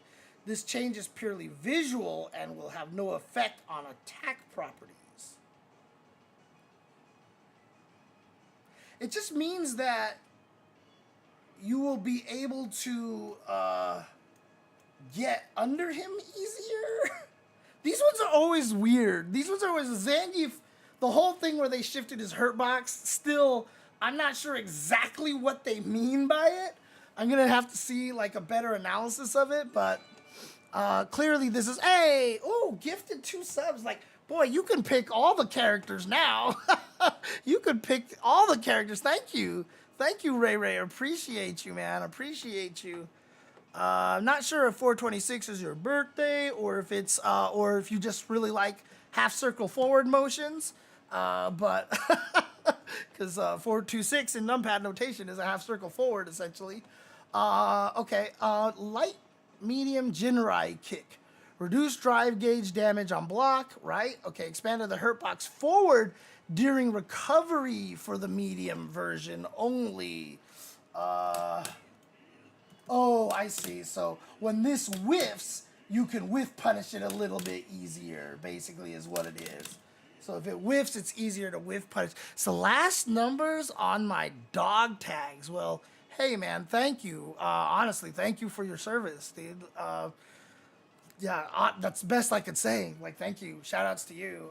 Again, my tenant / roommate, Olaf Redland, also was in the army as well. So I'm not sure if it was the army that you were in specifically, but yeah, so I'm sure if you ever watch a synchronized episode, you can talk to him about it. So let's see. That's Gajala, or is it Gajala? Gajala? No, actually it's Gajal or Gajal. I'm not sure what language it is. Oh, it's Carter, so it's probably Gajal, aka Carter. So hello, Carter. Thank you for the follow. Appreciate you.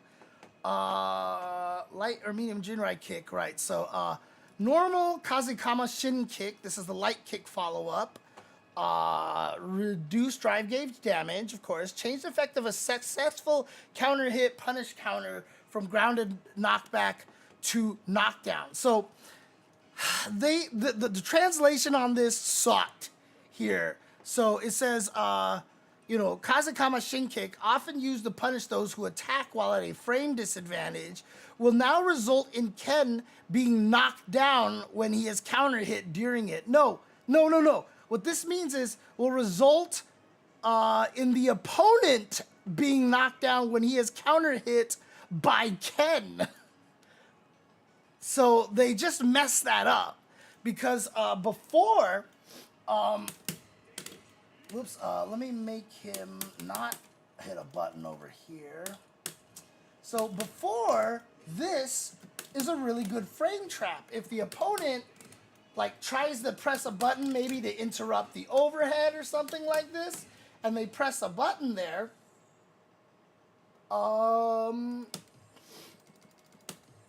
it was really good when you got the hit as a counter hit there, because it used to be +5 like this. It used to be +5, And then you could do stand light kick into heavy dragon punch, right? So that was the original way that behaved. So, you know, you got, you know, plus 25 frames over here like this. So what they changed here is that they wanted to make it so that Ken's reward wasn't as strong. So he just gets the knockdown now. So he still gets some pressure like he did before, like he did standing light kick into heavy punch DP, but he doesn't get the damage. See, so now I just have to react to this and come at you, basically. So that's basically the change right there. Now, let's test this just to make sure. I don't know how I'm going to test this, but let's see. Actually, let's not do it that way. Let's do it the light one. Yeah, there we go. That'll be an easy way to test it. Ow! Like so. So that was a punish counter. Oof! Out. I want to see if I can... I guess it's always punish counter. Actually, it's a good way to tell is... Yeah, everything is blue. Everything is blue, so you can't counter hit him out of that. So for sure it was a typo. For sure it was a typo. You cannot counter hit Ken out of the startup of that move right there. So yeah, when the patch notes said up here, you know, will now result in Ken being knocked down when he has counter hit during it. No, it's the opponent will be knocked down when they get hit by the Kazakama kick as a counter hit is what they're saying.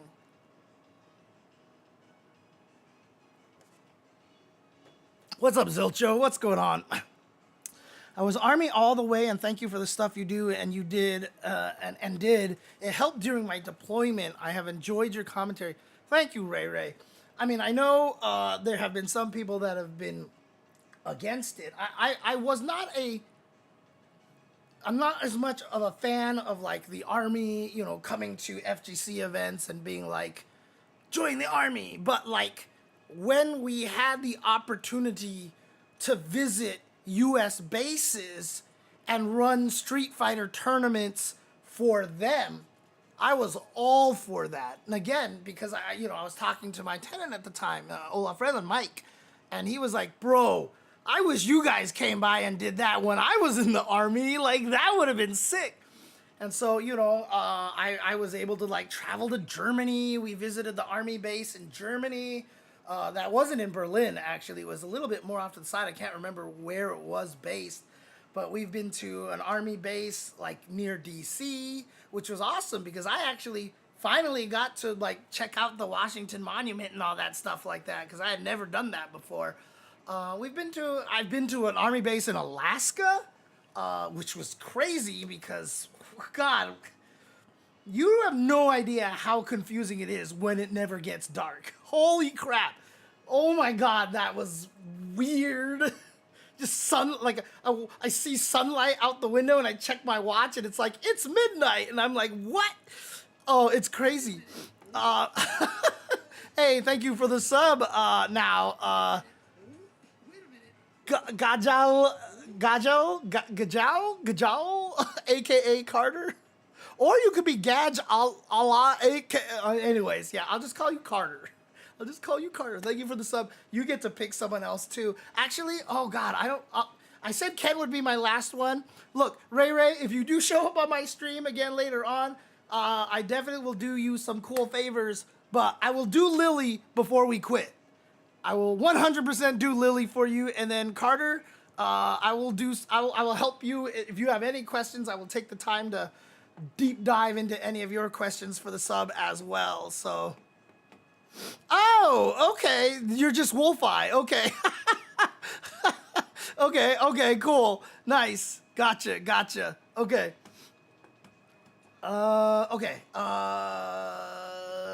so there we go. Kasai thrust kick, which is the kicks after the OD version, have added initial scaling of 40%. And what's interesting about that is when they say that it adds, I forget which one. Is it forward, forward shin kick, right? Yeah, there we go. That one right there. Or overdrive, gorai, axe. So forward plus kick, overdrive, Kazakama shin kick, or I think it's the last kick. So they're talking about that last kick. That's what the last kick is named. Let me make sure here. So it's the Kasai thrust kick. Yeah, right there. So only on the OD one, it's the last kick right there. And so when it says that it added initial scaling of 40%, people are like, well, that kind of sucks because, you know, if you do any of one of these combos here,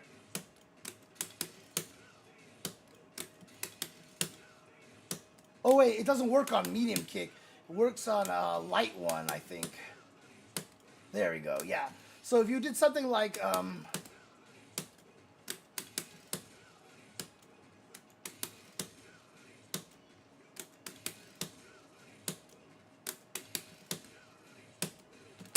what am I doing?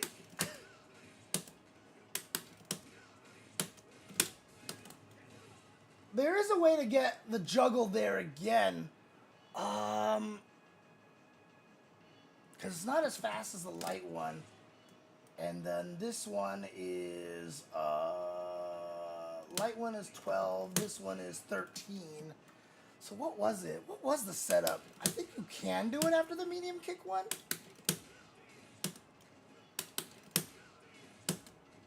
Maybe not. God, it's been so long since I've played Ken. God,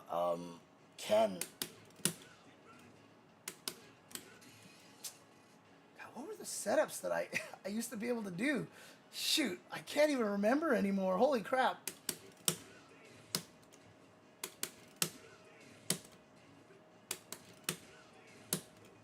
I guess that's not what, I guess it is only the light one here. Because you can do, obviously, this. Whoops.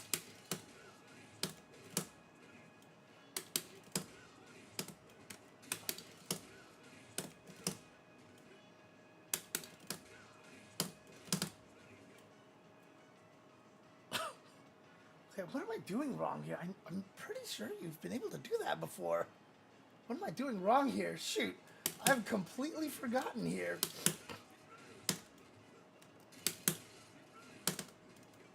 Whoa, that window is so small. Holy crap. Because normally this doesn't knock people up there. What was the combo that I used to do with Ken? Shoot. Oh, it did work there. Okay. So I knew I wasn't crazy. What the heck? I just do it casually and it works, and I'm like, okay.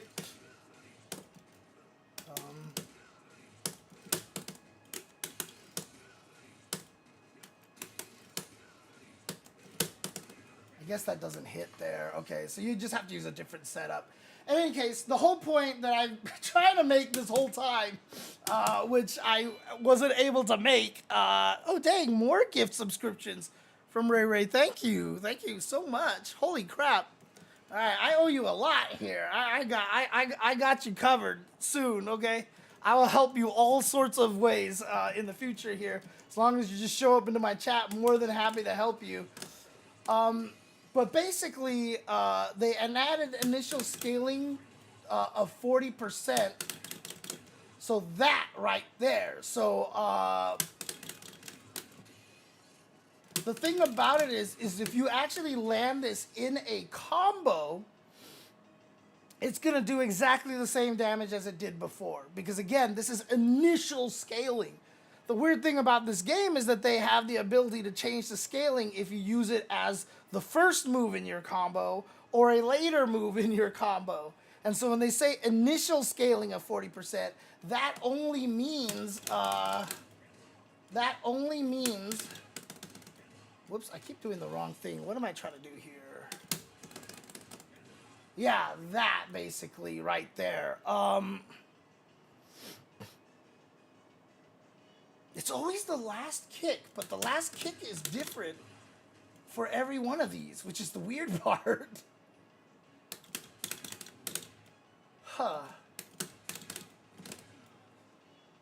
But in any case, the whole point being is that it's only if you like frame trap with it and launch them in those situations.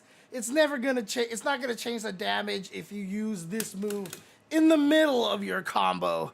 Blah blah blah. So yeah, there you go. Well, that's awesome, Ray Ray. I didn't mean to do that.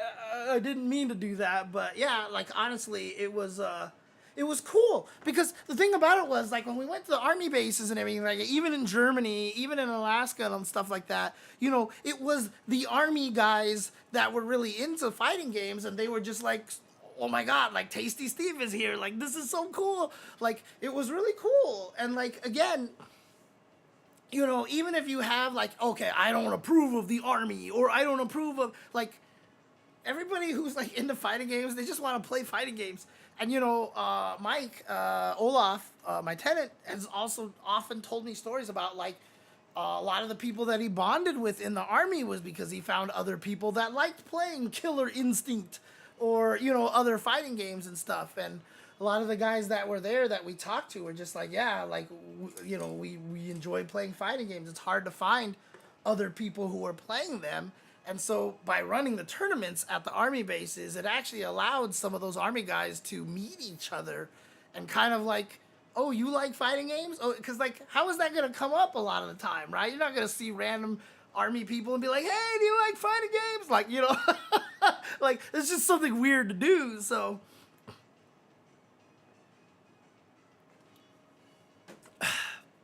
yeah, that's just one of the things that you got to learn, man. It's just, again, I am a person with a lot of empathy, so let's just put it that way. Yeah, let's get to this one. Is nuts over here. Advantage on block change from 19 to 5, and increased pushback on block last hit. So here's the thing: is that Shippu Jinrai Cat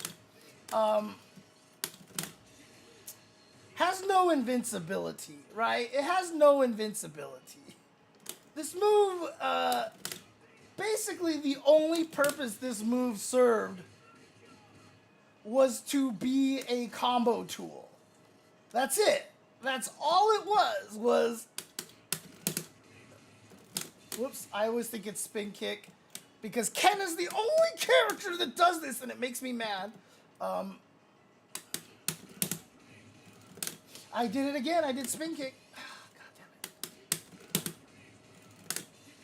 So this is basically the only use for Shippu Jinrai Cat. The only use for it was landed in a combo. It was a combo tool.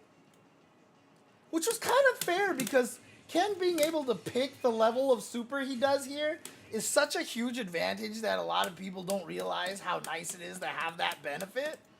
But Shippu was basically used. This move has no invincibility at all. Like, it just loses to everything, right? Is it even throw invul? I don't even think it's throw invul. So I think if I did something like, right, so that should, okay. So if I have him do wake up Shippu, I think he actually just loses, if I'm not mistaken.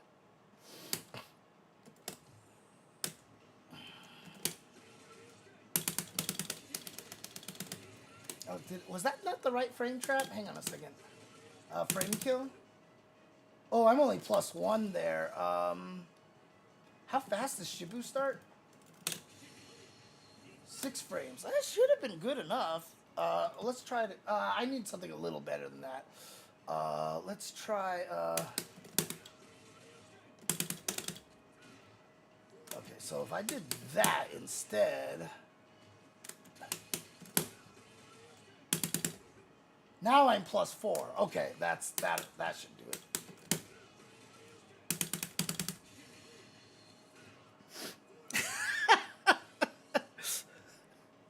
Oh man, how was the internet actually? Because Diablo has to be played online, right? So I'd imagine they would give you guys at least decent internet. The cool thing is that whenever we ran these tournaments at all the army bases, it was always in their rec centers. And some of those rec centers are crazy, dude. Like they have like slot machines and stuff. And I was just like looking at all these places and I was like, What the hell? Like, it's so weird.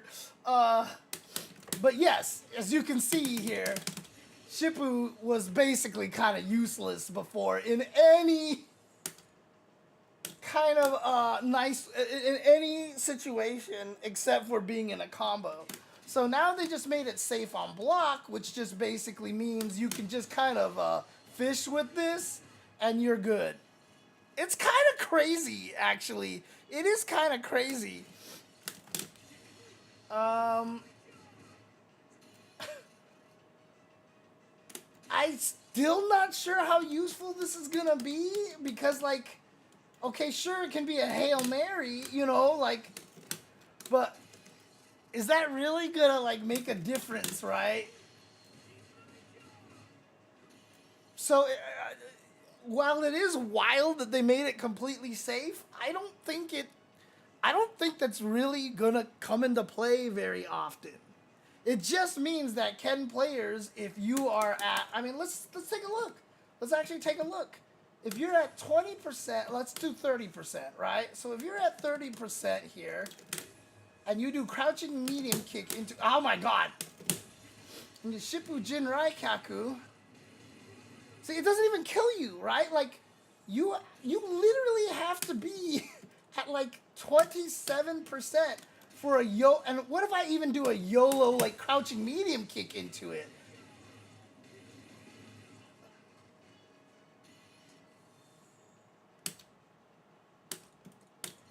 Oh, wait, you know what? I have to do this too to make sure. So, oh, come on! I did not press Y, actually. Okay. There we go. Blam, blam, blam, blam, blam. Boom, boom, boom, boom, boom, boom. Okay, so it does kill at 27%.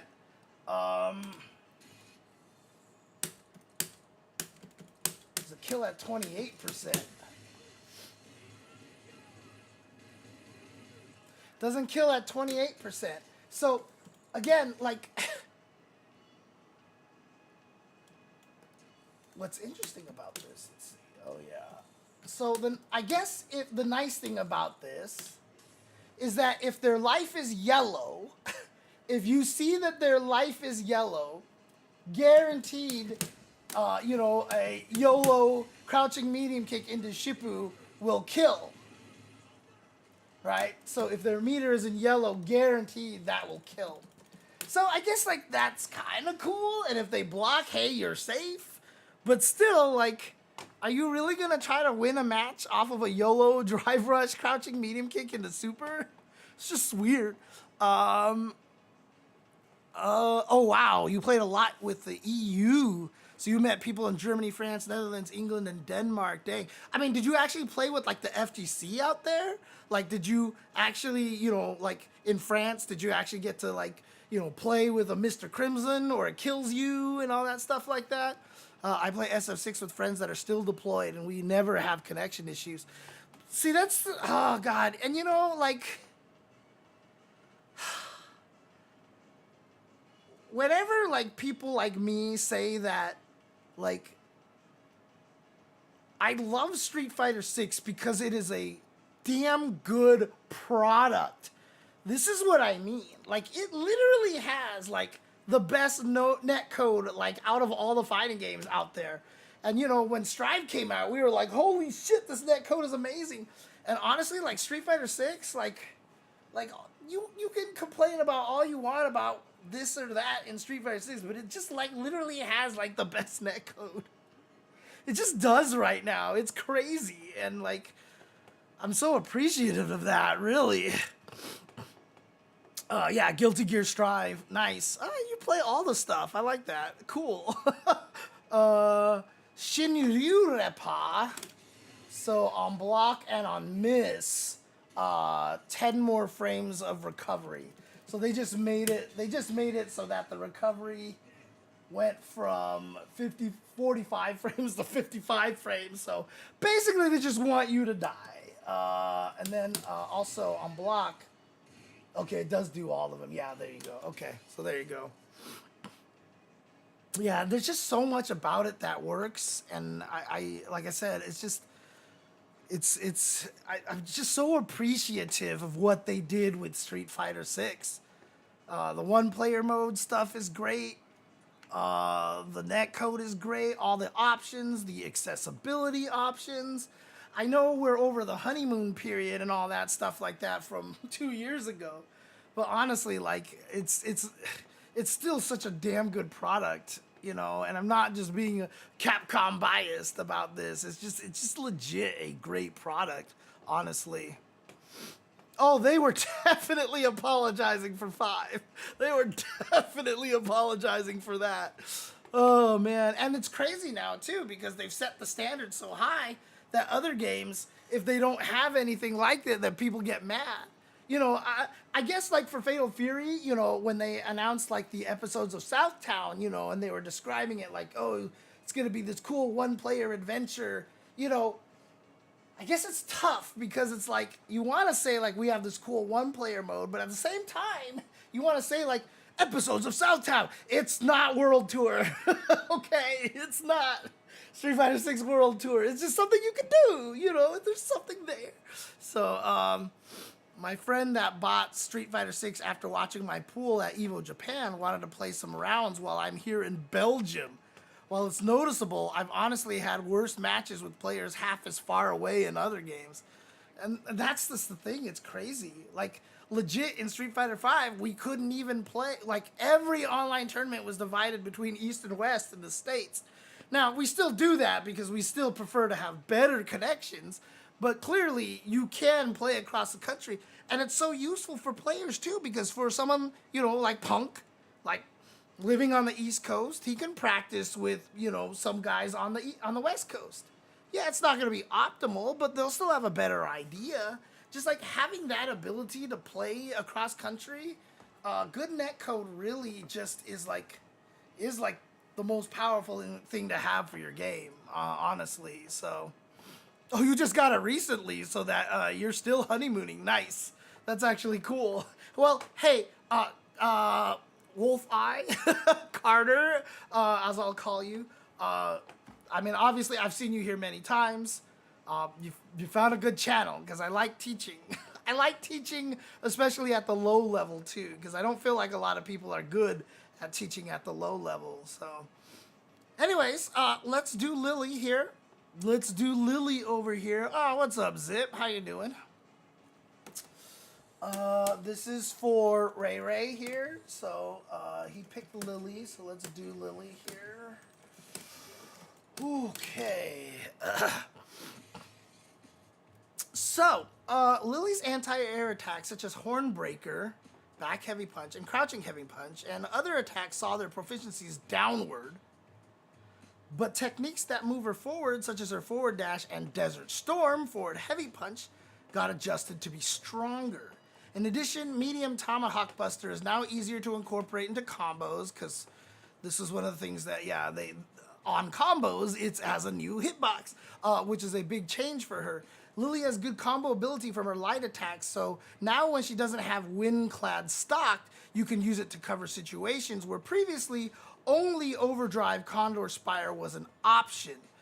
There were also situations where standing and crouching light punch would not hit with the attack tip despite their long range, but we believe Lily will be able to maintain her drive gauge while fighting in these situations.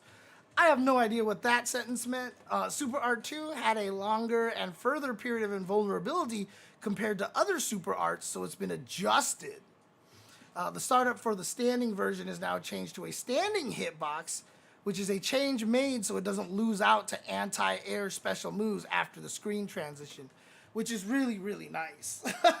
So if you had a move that was invul to airborne attacks, basically, if you threw it out and she did her Super Art level 2, like, it could just miss you because your move was invul to airborne attacks, and she was considered airborne. So now the start of it is now no longer considered airborne, it's considered grounded, so it'll beat those moves. I'm playing from SoCal, but I tend to have better connections with people in Japan compared to people from Florida.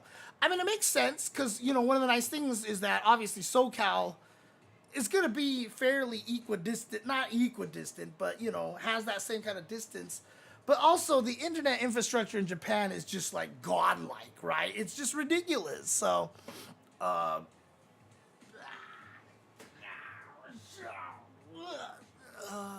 oh, where did you come from? Oh, where did you come from, kitty?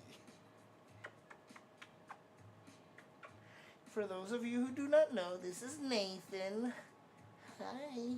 Say hi to Nathan. Hi. Hi, buddy. This is one of my two cats. The other one's Jasmine. She's somewhere around here. She'll show up eventually. All right, so let's continue going through this here.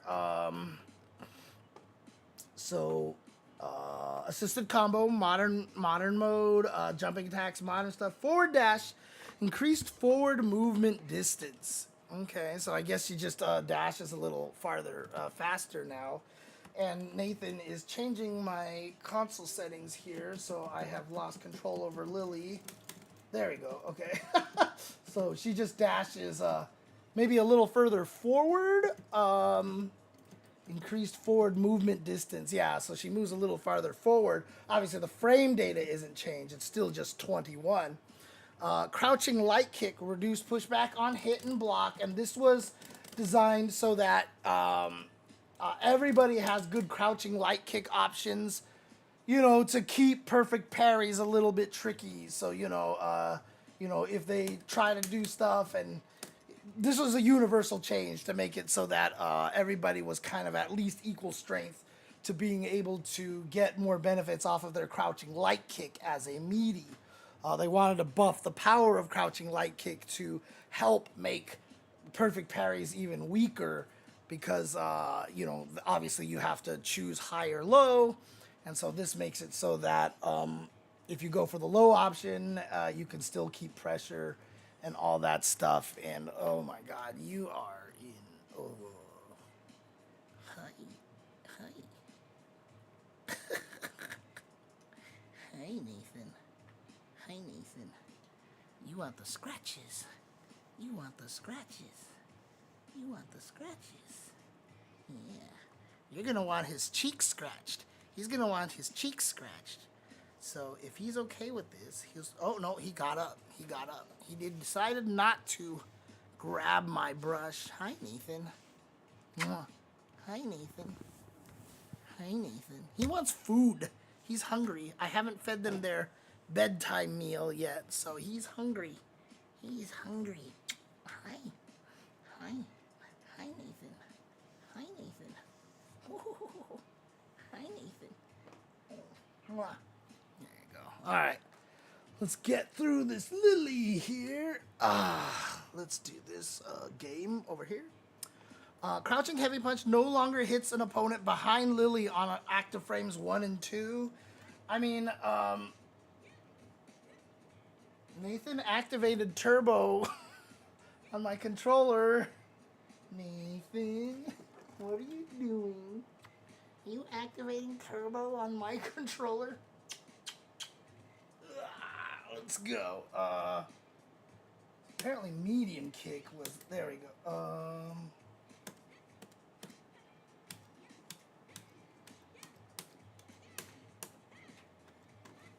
There we go. All right.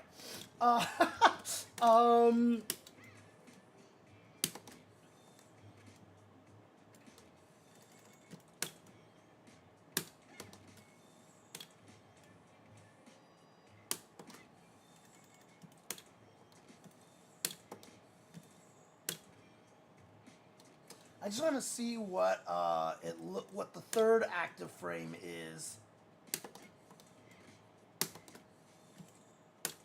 Oops, I was supposed to be paused. Crap. Okay, so that's the second active frame. So this used to hit a little further behind her.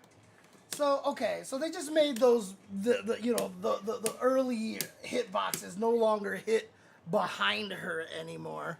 Which makes sense, because it was really good before, and it was hard to get over her, and, I mean, she actually kind of was almost like a better fortress than Zangief used to be with his lariat, so, Jumping medium punch can now be canceled into special moves. So, obviously, God, what was the ways that she could combo into it? I can't remember now. But obviously that means you can do that now, which is cool. But not the second hit. Okay. So the first hit can now be canceled into specials. Ah!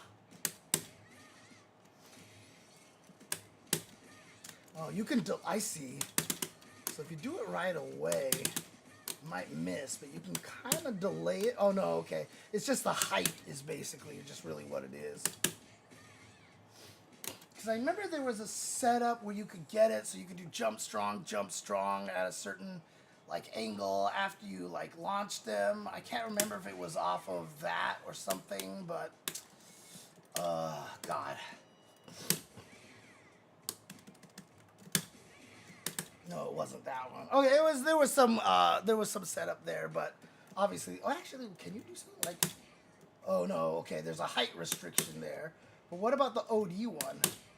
Oh, you can't do it, huh? That's kind of sad. Yeah, see, there's just a height restriction that you can't do it. Okay, but what if you had a really tall character? What if you had a really, really tall character? Does that mean you have combos against him that do not work on anybody else? Wow. I'm actually surprised I still can't do it there. Okay. Yeah, okay. It's just basically once she starts coming down a decent amount. Okay, so I mean, would Zangief actually be considered taller? Probably not. Yeah, okay. But if I do this, whoops, ow!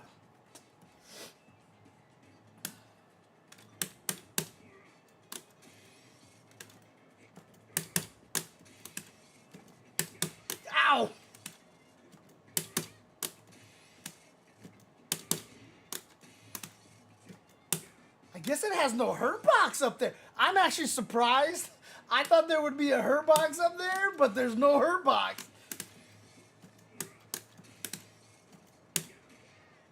Whoops.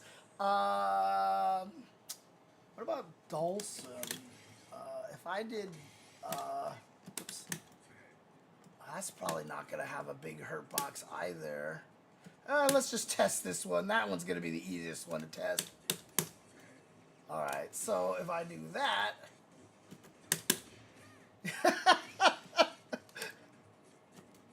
Of course I find the character that I can do it to, but there is no benefit to it whatsoever. Oh, come on! I'm so sad. Anyways, alright. Yep, so, yeah, you can hit it on the way down, whatever. Okay, alright, alright. Hornbreaker, minus 28 on hit, yeah. Back heavy punch. This thing right here, the expanded hurt box around the body now disappears 3 frames later and remains until the end of recovery.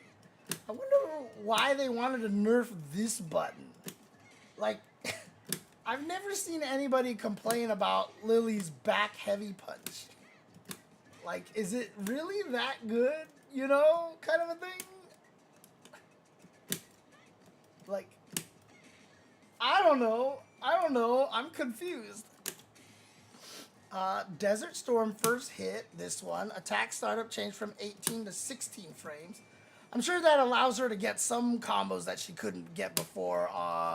But still, plus 16 is a lot. I mean, 16 frames is still a lot of startup, so not going to be a lot of opportunities. It's just going to be better as kind of like a nice little neutral tool there. Advantage on block changed from -5 to -4, which is nice. because it's going to be much safer. So basically, this is just going to be a better neutral tool here, because obviously it has better range than a lot of other buttons. Wow, does it even have better range than this? Yeah, it does. So basically, they're giving her a nice extra neutral tool that you can kind of fish with a little bit more. That hits pretty far decently over here, and is going to be much harder to punish. Much harder to punish. So it's kind of cool. Was kind of neat. Kind of neat here to have this. Which one was the universal nerf you're talking about, Carter? The back heavy punch. This one, I don't know. Maybe. I mean, most of the universal nerfs were on the crouch strongs. So Desert Storm's second hit expanded attack hitbox upward, expanded collision pushbox upward when the technique is ported to the active frame, and fixed an issue where punish counter. So basically, this is so that if you juggle with this, I think it actually hits more consistently, basically. How hit confirmable is this thing, I wonder? You blame all the nerfs on iPeru? I mean, honestly, it's probably more Koji KOG and Hibiki than anything, right? So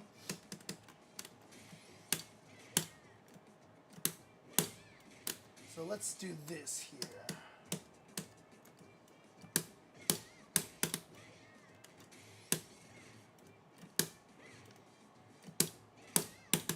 Okay, it's very hit confirmable, actually. Oh, okay. So the fact that this thing is actually single hit confirmable, making it a little bit faster is nice, honestly.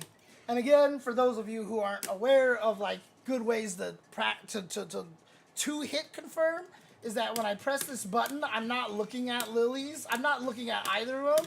I'm looking at the life. I'm looking at the health bar.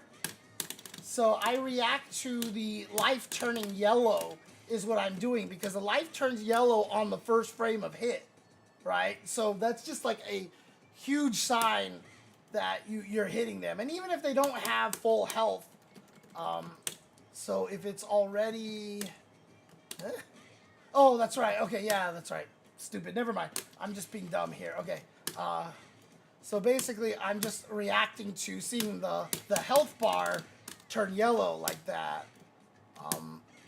And trust me, if I can hit confirm it, everybody can hit confirm it. Because I am the worst at this ever. And the fact that I can even do this consistently. Now again, this isn't a change. This was not from the patch. I'm just, I'm just checking to see how hit confirmable this is, which is good. And the fact that they made it faster and safer on block. Having this actually be like a decent, a neutral tool here. Obviously this button is good here and stuff, but, from being able to hit from farther away, is nice. It's nice to have this, right? Yes, it's still 16 frame startup, which makes it slow, but still, like, much safer on block and hit confirmable. I think we'll see Lily's use this a lot more often, honestly.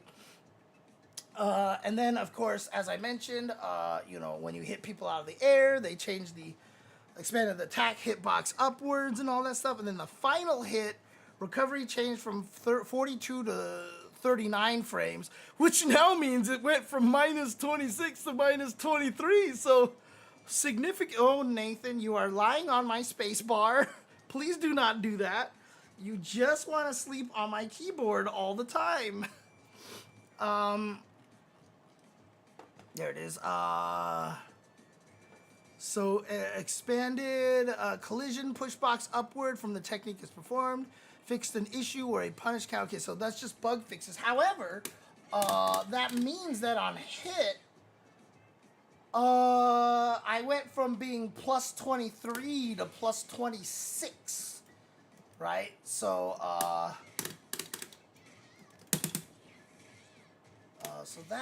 let's try... Whoops. Oops. Oh, she's still on random block. That doesn't reach. Yeah, medium one doesn't reach either. That sucks, dude. That sucks and it just misses.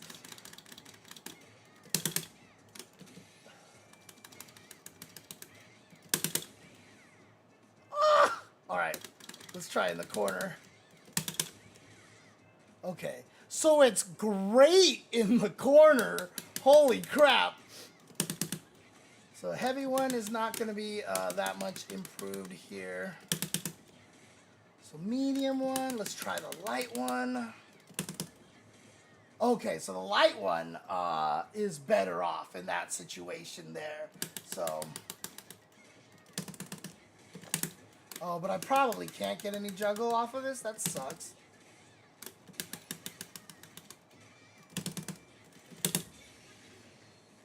Yeah, it's not going to work there. However, what is it on block?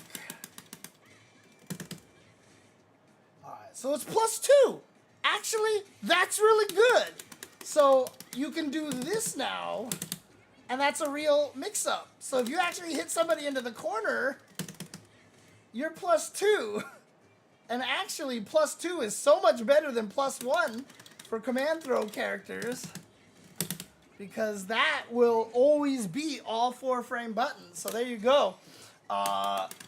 Ray, if you are using Lily, this is a legit setup now. That's actually kind of good. And then EX will be +4. Holy crap. Holy crap. Which means I should still be able to do SPD. Whoops.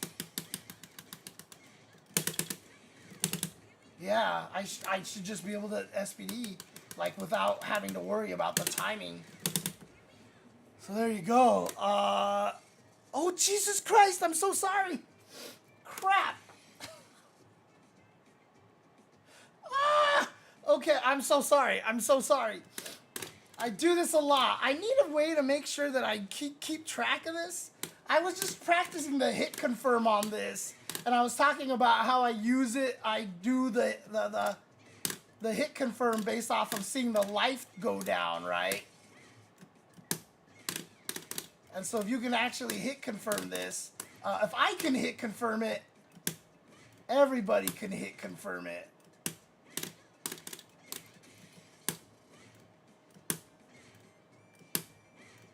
It just means that the chain window is long enough here.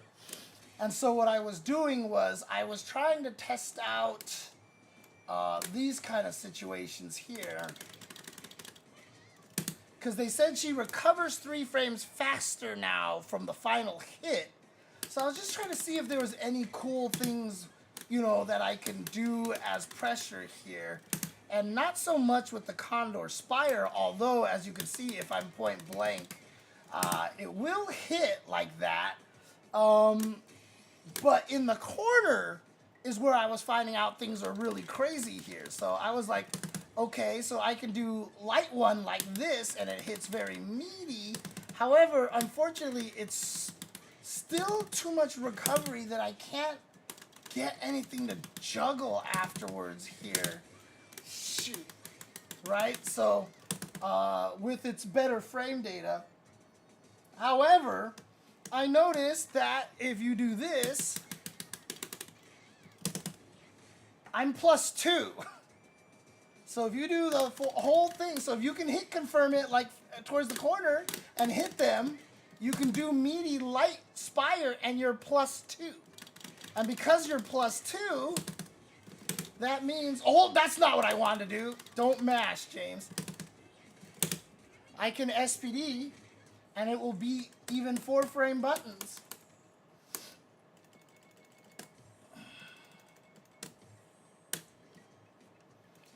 So again, if I did this, and then she gets up, like that. Oh, actually, I don't want to do it there. I want to do it after block.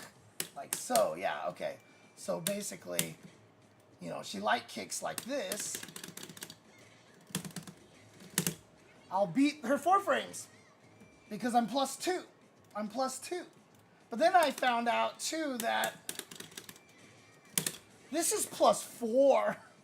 This is +4. Holy crap. So it'll still beat him. It'll still beat it. And you don't even have to time it. Whoops. Dude, why am I having trouble doing this? I'm doing it too early is just what it is. So I can just do the SPD as fast as possible and it'll still beat 4 frames. But I think the thing that is really important about this one is that if they just eat it, I am hitting literally on the last frame of this that I'm like, whoops. Oh, I just wanted to check. Okay. I think this move recovers so much faster than it does. Like, see, I can just do all sorts of cool things in this situation. Right? So I can do stuff like that. Obviously, that burns me out, so you probably don't want to do that. But you can probably just do this as well. Right?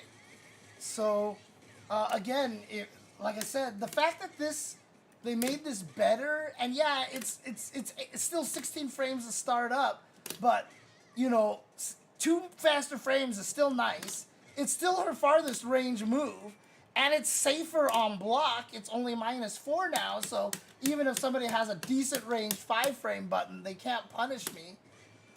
This is definitely a move that you can kind of fish with while you're playing neutral, you know, if you're doing stuff like this or, you know, keeping people scared with this. And so what they're going to do is stay out of this range. So they dance over there, but you can still hit them with this one. So while you're playing footsies and stuff like this, like, and like I said, you can hit confirm this all by itself.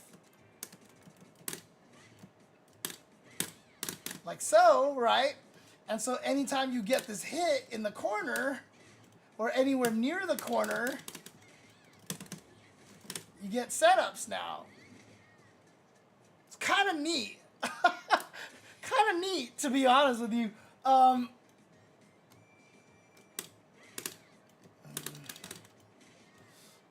Let's see here. What I want to do is this. Oh, I didn't want her to block, sorry. That doesn't work. Yeah, okay. That's sad. That makes me sad. Anyways, yeah, so that's really nice. And that happened because they changed it so that this last hit recovers 3 frames faster. So because it recovers 3 frames faster, I have better frame data. So before, this would have been -1 on block, right? So if she got up and actually blocked this, this would have hit 3 frames later, which means I would have been -1, and that wouldn't have worked. It works great with, it would have worked here, because I would still have been +1. But again, +1 means that you actually still lose the 4-frame buttons. So the fact that now it's +4 is actually even, is like sick, is like even better, right? So like this one is +2. Right, but what was it? This is +1, right? And so as a Lily player, I'm sure you know that you can't SPD here, right? Like if they do the 4-frame, you lose. And that's why this one is so much more important, because it's +2, and so it'll beat the 4-frame buttons. So now the fact that in the corner here, if I ever land this thing,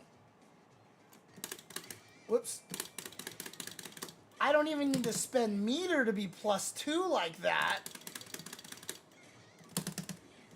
And I can still beat their 4 frames with the SPD, is actually really kind of sick. That's good. I like that. Okay, medium heavy condor wing. Added an additional attack hitbox that can only hit during the combo, making it easier to hit at higher elevations. Condor Wing is... Did they mean Condor Wind? Because I'm just like, what is Condor Wing? What is Condor Wing? No, they meant Condor Wind. They meant Condor Wind. Okay, so when you're juggling, the attacks hit above her better. So yeah, okay. Light Windclad Tomahawk Buster. Increase the blowback time when the second attack hits an opponent standing on the ground. Oh, I know what this is. I know what this is. Okay, okay. This is basically, there were the combos where you can get that, basically, right? So, normally it's 2 hits like this, but the second hit hits airborne, right? But there were combos that she had that you could do stuff like if you had it spaced just right, you would only hit. Oh my God, that's so stubby. Jesus.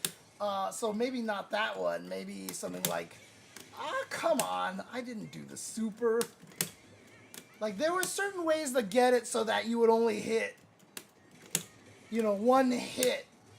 I don't remember exactly the setups for it, but it was, it was something, what is that, +5, and,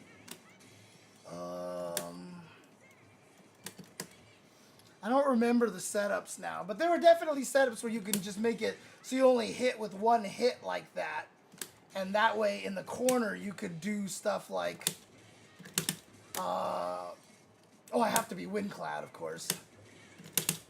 Oh, come on! I did another DP. Jesus.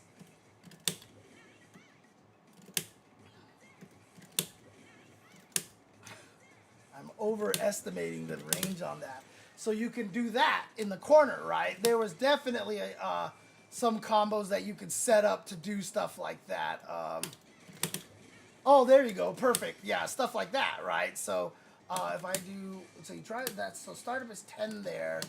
Was that +9? She had, oh, there we go. So I can do like that, right? So I can do, oh, that's too close. Okay. There was, again, a setup where she could definitely do stuff like that.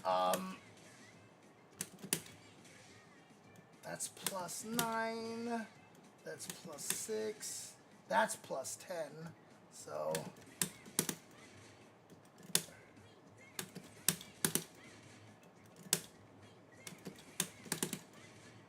Wow. Am I right on that? Yeah, it's +10. Okay.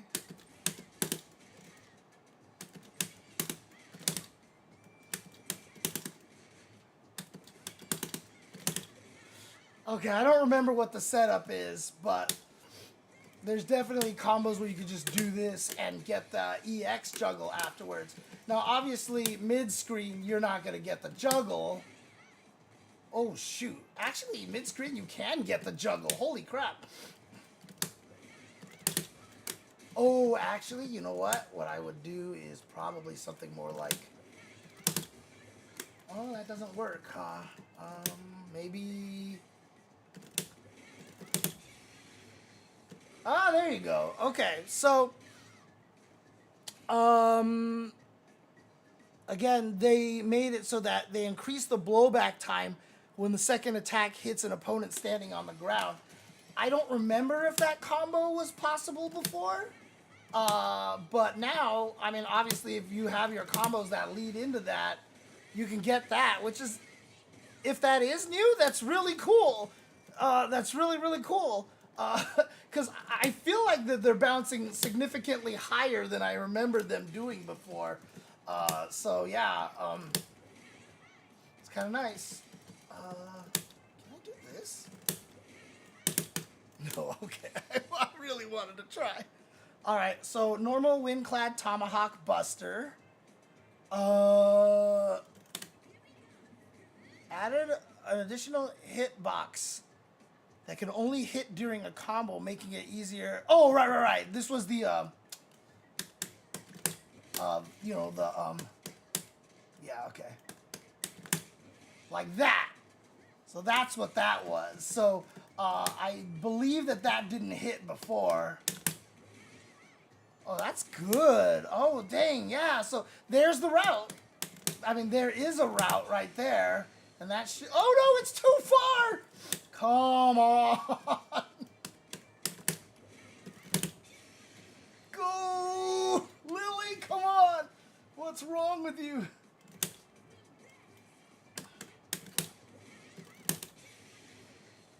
What can I try instead?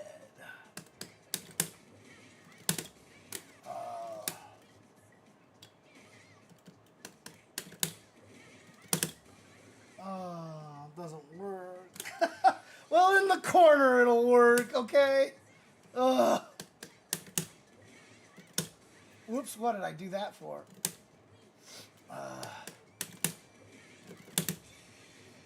Black. Oh, what the? Come on! Come on! Oh, okay, so the medium one just takes a little bit longer to recover, but I should be able to do this. Yeah, so that'll work, but just not mid-screen, okay. Yeah, that's not gonna work there, okay. Oh, but it's much easier now, got it, okay. All right, overdrive, normal, windclad, condor dive, removed the immediate 10% scaling. Does not change, does not affect the move when performed after overdrive. Okay, so basically, yeah, okay, so that's just scaling changes. Super Art 1 added additional attack hitbox that can only hit during a combo to the second and third attacks if the first attack hits, and to the third attack if the second attack hits, making it easier to hit an opponent at a high elevation. So I think that's probably because, like you said, those combos are easier, and so if you do an immediate super, it'll hit them higher up, and I bet you they were falling out. I bet you they were falling out or hits were missing, so they added that to make sure that that didn't happen anymore. And then SA2, active frames for the first attack of the regular version changed from 2 to 4 frames. Attack is completely invincible from attack startup until frame 4, and then projectile invincible after that until the attack hitbox for the final attack disappears. Now attack is now considered grounded until the end of the active frames of the first attack. And note that this change does not apply if canceled from Overdrive Condor Spire. So that's all the Lily stuff here. But before I call it a night, Ray, I want all the Lilies to know about this trick because it is a very, very powerful trick. And I'm making a video for this currently. So hopefully you'll find this useful. I don't know exactly what level you're at right now. But let's see here. Okay, backdash, right? So obviously, you know, if you SBD here and you try to drive rush in, they can just try to get away with a backdash. But if you can time it right, you can catch them out of their backdash. You can punish the backdash with a crouching heavy punch after a drive rush. See? So that's a true meaty. Well, it's not even a true meaty. I guess it is, because, yeah, it hits them out of that startup there. Same thing with jump back. Very important here if they wanted to, like, get away from you. Like so, and they just want to get some space because they see you drive rushing at them. So they're like, I'm scared, let's build some space. But, oops. But, drive rush, crouch, heavy punch works against that as well. Definitely hard to time. There you go. So that works, right? Do I know Bushin Chain into Super works? It can work, Deadly Rave Neo, but you need to glitch the game. You need to glitch the game. But let me finish this first really quick. So the problem with this, Ray, is obviously if I can train my opponent to not try to backdash or back jump in this situation here, I want to be able to SPD you, right? So, like, I want to be able to be like... But the problem is, every time you hit the controller, like, you just instantly stop. So you can just wait until you get, like, way over there and SPD, but, like, God, like, how more telegraphed do you want to be in this situation, honestly? Right? Like, that's just too slow, right? So wouldn't it be really, really cool if you could just drive rush and grab them, like, instantly? Like, at this kind of a speed here? Wouldn't this be really sick if this were possible? I don't know if Capcom would let her do this, because I think it would be a little strong, right? So, but, you know, theoretically, hypothetically speaking, it would be really cool if you could do that. So that's my trick right there, being able to do back-to-back-to-back-to-back SPDs. Now, obviously they can get away with backdash and back jumps and stuff like that, but I even told this to El Chicote, and he was like, holy crap, like, this changes everything. Like, this is big. He didn't say this changes everything, that's my words, but he was like, this is really good. So being able to do faster SPDs on somebody who's been conditioned to not try to do anything because of your meaty crouching heavy punch now should be able to open you up to land SPDs. So the trick, oh yeah. So obviously being able to drive rush into crouching heavy punch, you have to learn that. That's manually timed. But it is very hard to do, but, you know, just practice enough and you'll get to it. But yeah, it's very useful. It is a key thing for Lily to be able to do to prevent people from backdashing, especially if you do... Whoops. Actually, I think I need a wind clad here, so I can do this. Ah! Oops, I shouldn't have done that. Ah, God, I'm too slow. All right. I am doing it too late now. Why? Why am I doing it too late now? Again, it's hard to time. And then I did the input the wrong way. James, it's fireball. See? So if people like to backdash a lot or jump, like I said, it works on jump too. You can land... Actually, I wonder if you can just land normal... Yeah, you can. You can just do the light one, right? So this is a way to discourage people from trying to get away in that situation. What's nice about that one, too, is that...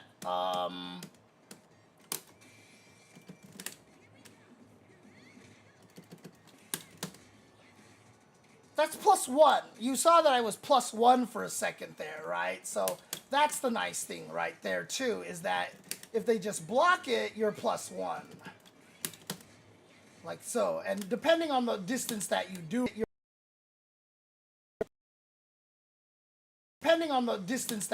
it, it could be different advantageous frames. But if you do it at the maximum distance, if I'm not mistaken, you'll be +1. So that's too close. I did that way too late.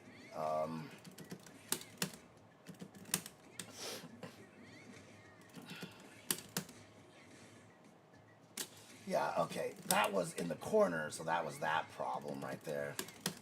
God dang it. Come on, James. Get your timing right.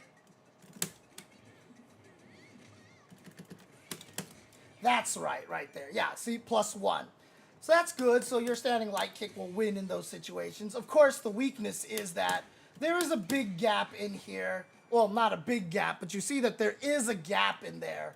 And what that means is if you abuse that too much, you gotta be careful of this. So if you do this, whoops. What the hell? Did I make that a true block streak? Wasn't supposed to. Oh, I see. I have to have her on block all. There we go. Oh, okay. Actually, never mind. I thought that would hit you, but I can recover in time. which is great. So now if you know people are going to do that, I can blow them up. Okay, so they can't get away with that. They can obviously DP and stuff like that, but that's a good way to discourage people from backdashing and jumping away. But like I said, the biggest problem is that once you do that, like if they block, how you take advantage of that, right? So how do you take advantage of that? And it would be really nice if you could just SPD really, really fast like that. Now, normally what you would try to do is that you would dash forward, drive rush forward, and then try to SPD. But as soon as you touch anywhere on the joystick off of a drive rush, like it kills the drive rush. So I can't SPD by hitting forward. I have to wait till I get into range before I even start the SPD. And so as a result, it's really slow. It's just not fast enough. But again, like I have a technique that makes it so that you could do it as fast as possible. This is useful in a lot of different places. It's useful for Zangief as well. Zangief is actually kind of really scary with this technique. I haven't seen anybody use this. This is pure James Chen tech, and I'm making the video for this right now. But basically, the idea, Ray Ray, and this is gonna seem so weird. Again, what level are you at? What level are you at? Because I'm teaching you some high-level stuff over here. I'm not going to explain the details of why this works.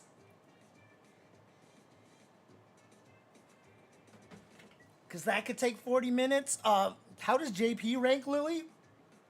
Most people think she's pretty low on the tier list. Most people really think she's kind of low.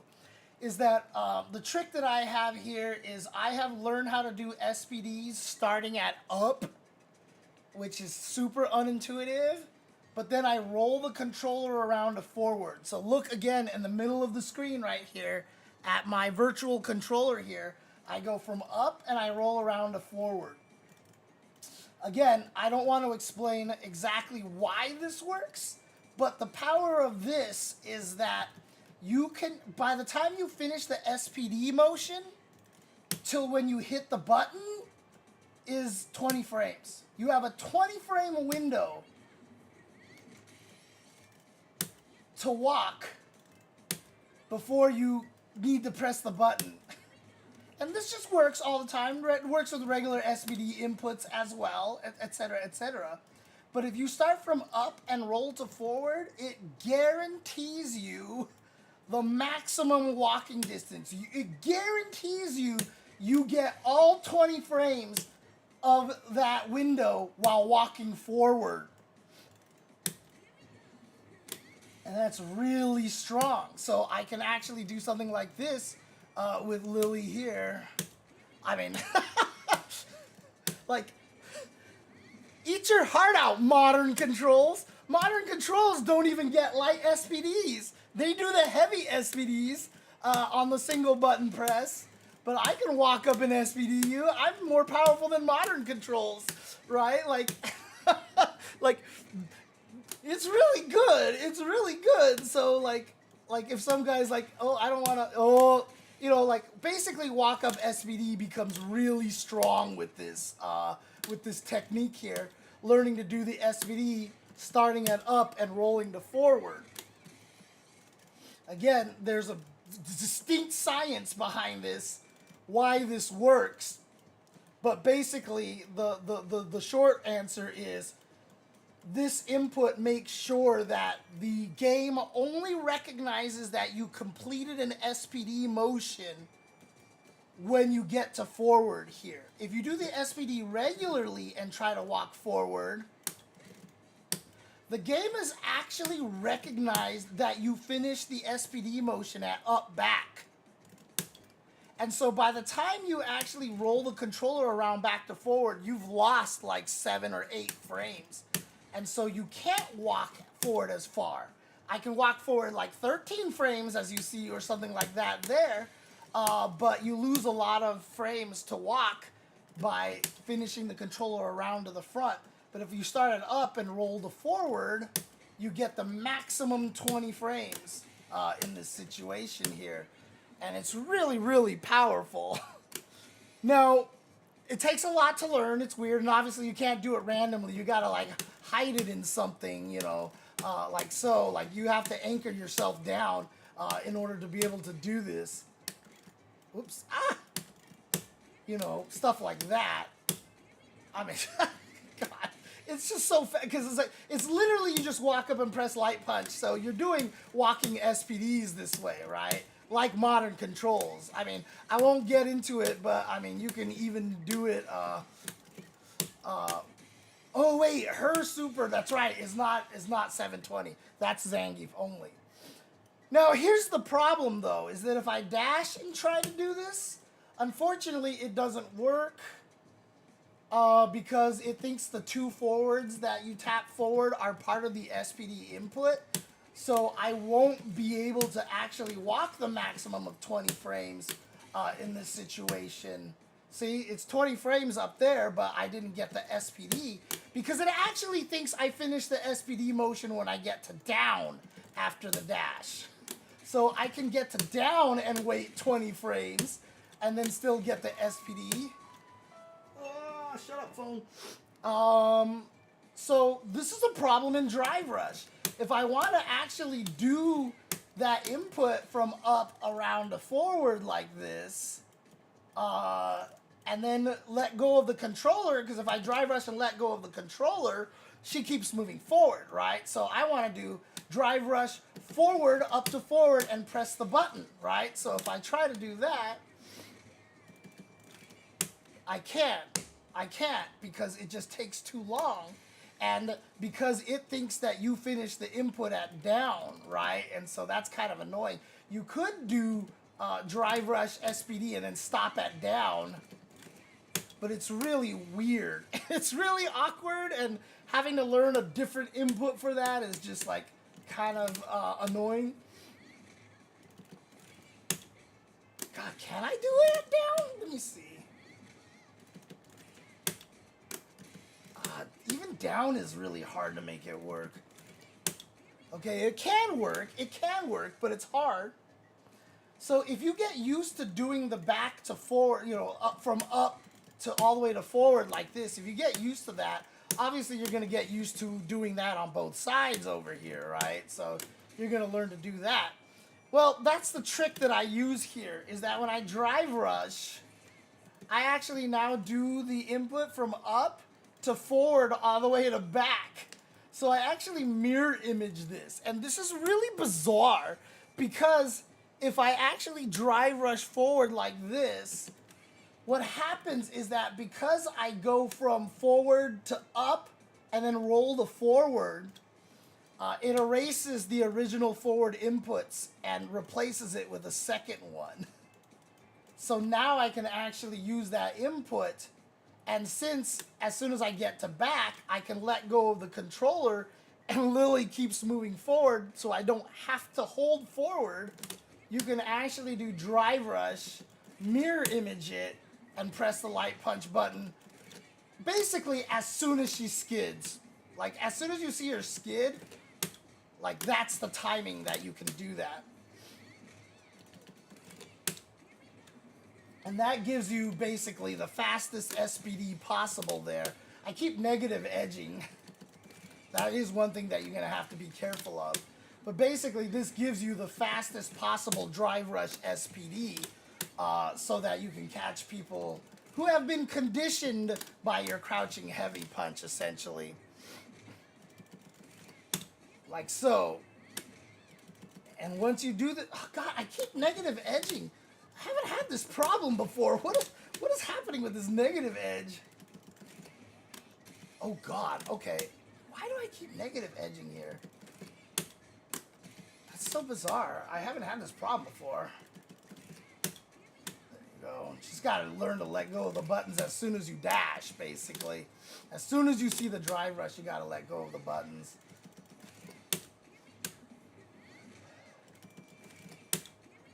And so, yeah, you can actually get these kind of back-to-back SPDs, which is really, really strong. Again, that's super high-level tech. I'm going to make a video about it pretty soon, so hopefully it's clear there. Hello, Miss Lilium. Did I see that Guile three-way option select that is going around the internet? Yes, I did see that. And I am 100% positive it's going to get patched real fast. Basically, it's a glitch. It's a glitch. Because normally if you plink light kick into light punch, for every character that's supposed to Kara cancel into a throw. It's just programmed for every character to Kara cancel into a throw.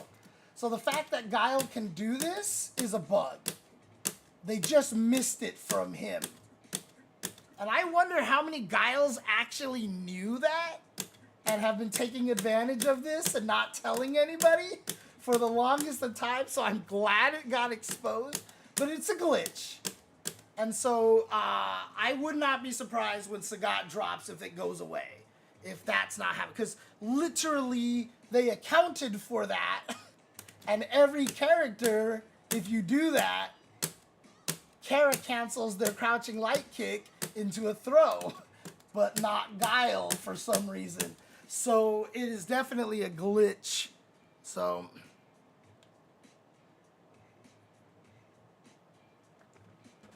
yeah, hopefully it gets patched before Evo. So yeah, actually that's true. Hopefully they do an emergency patch just to get rid of this. Because it is a glitch. Like I said, it shouldn't be here. But because it is, he has such a distinct advantage. He has such a distinct advantage. And so they've got to get rid of it. They have to fix it, honestly. So yeah, that's why I'm not like super concerned about it. Because it's definitely one of those things that Capcom's going to be like, well, fuck, and they'll fix it. So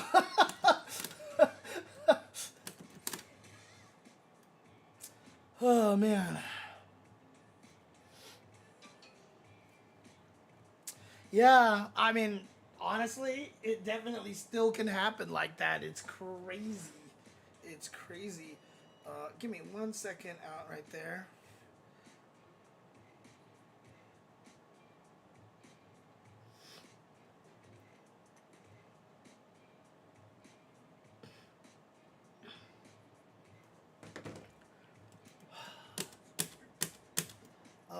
And you know, like, I don't know, like, I don't even think the Guiles probably told each other, you know? So, like, if one Guile knew it, like, it'd be too, unless they did it, like, over the phone. Like, they're not gonna do it in the Guile Discord because someone's gonna join and just be like, holy crap, and just be a traitor to Guiles, you know, and just, like, tell everybody else. Oh, God, what was the Kotoba escape again? Shoot. I can't even remember what that bug was. The name sounds familiar, but I don't even remember what that was anymore. Holy crap.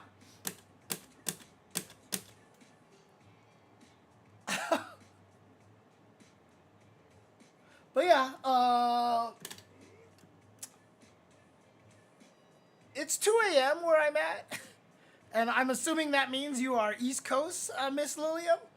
Because you said good morning, which means it's like 5 a.m. where you're at. It's 2 a.m. and I should get to sleep because I need to wake up early tomorrow. Grab lunch with my brother, not for any sort of crazy reason. I just gotta grab lunch with my brother. And, oh God, Thursday. Oh, Jesus.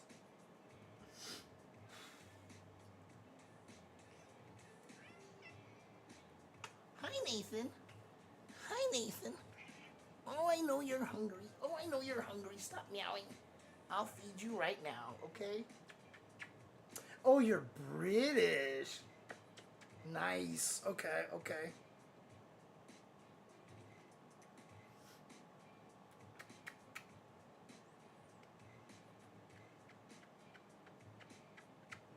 No problem, Ray Ray. Always glad to help. Always glad to help. I definitely was going to give you as much information as I could because you a lot of those gift subs there, so I appreciate it. Mwah. Mwah. Right? God, it's crazy. But, you know, like some people are still just finding ways to do all this stuff. But I'm going to go ahead and call it a night. So thank you guys for hanging out. Thank you for being here. And somebody's hungry. You could probably hear him meowing. So I need to feed this dude. Also, I'm just going to be vague, but definitely wish me luck on Thursday, okay? Just send me positive vibes for Thursday, please. I would appreciate that very much. All right, I will see you guys later, but always, please make sure that, we just continue to be excellent to each other. And as always, Black Lives Matter, Trans Lives Matter, women's lives and choices matter. Palestinian lives matter. Holy crap. Let's be excellent to each other.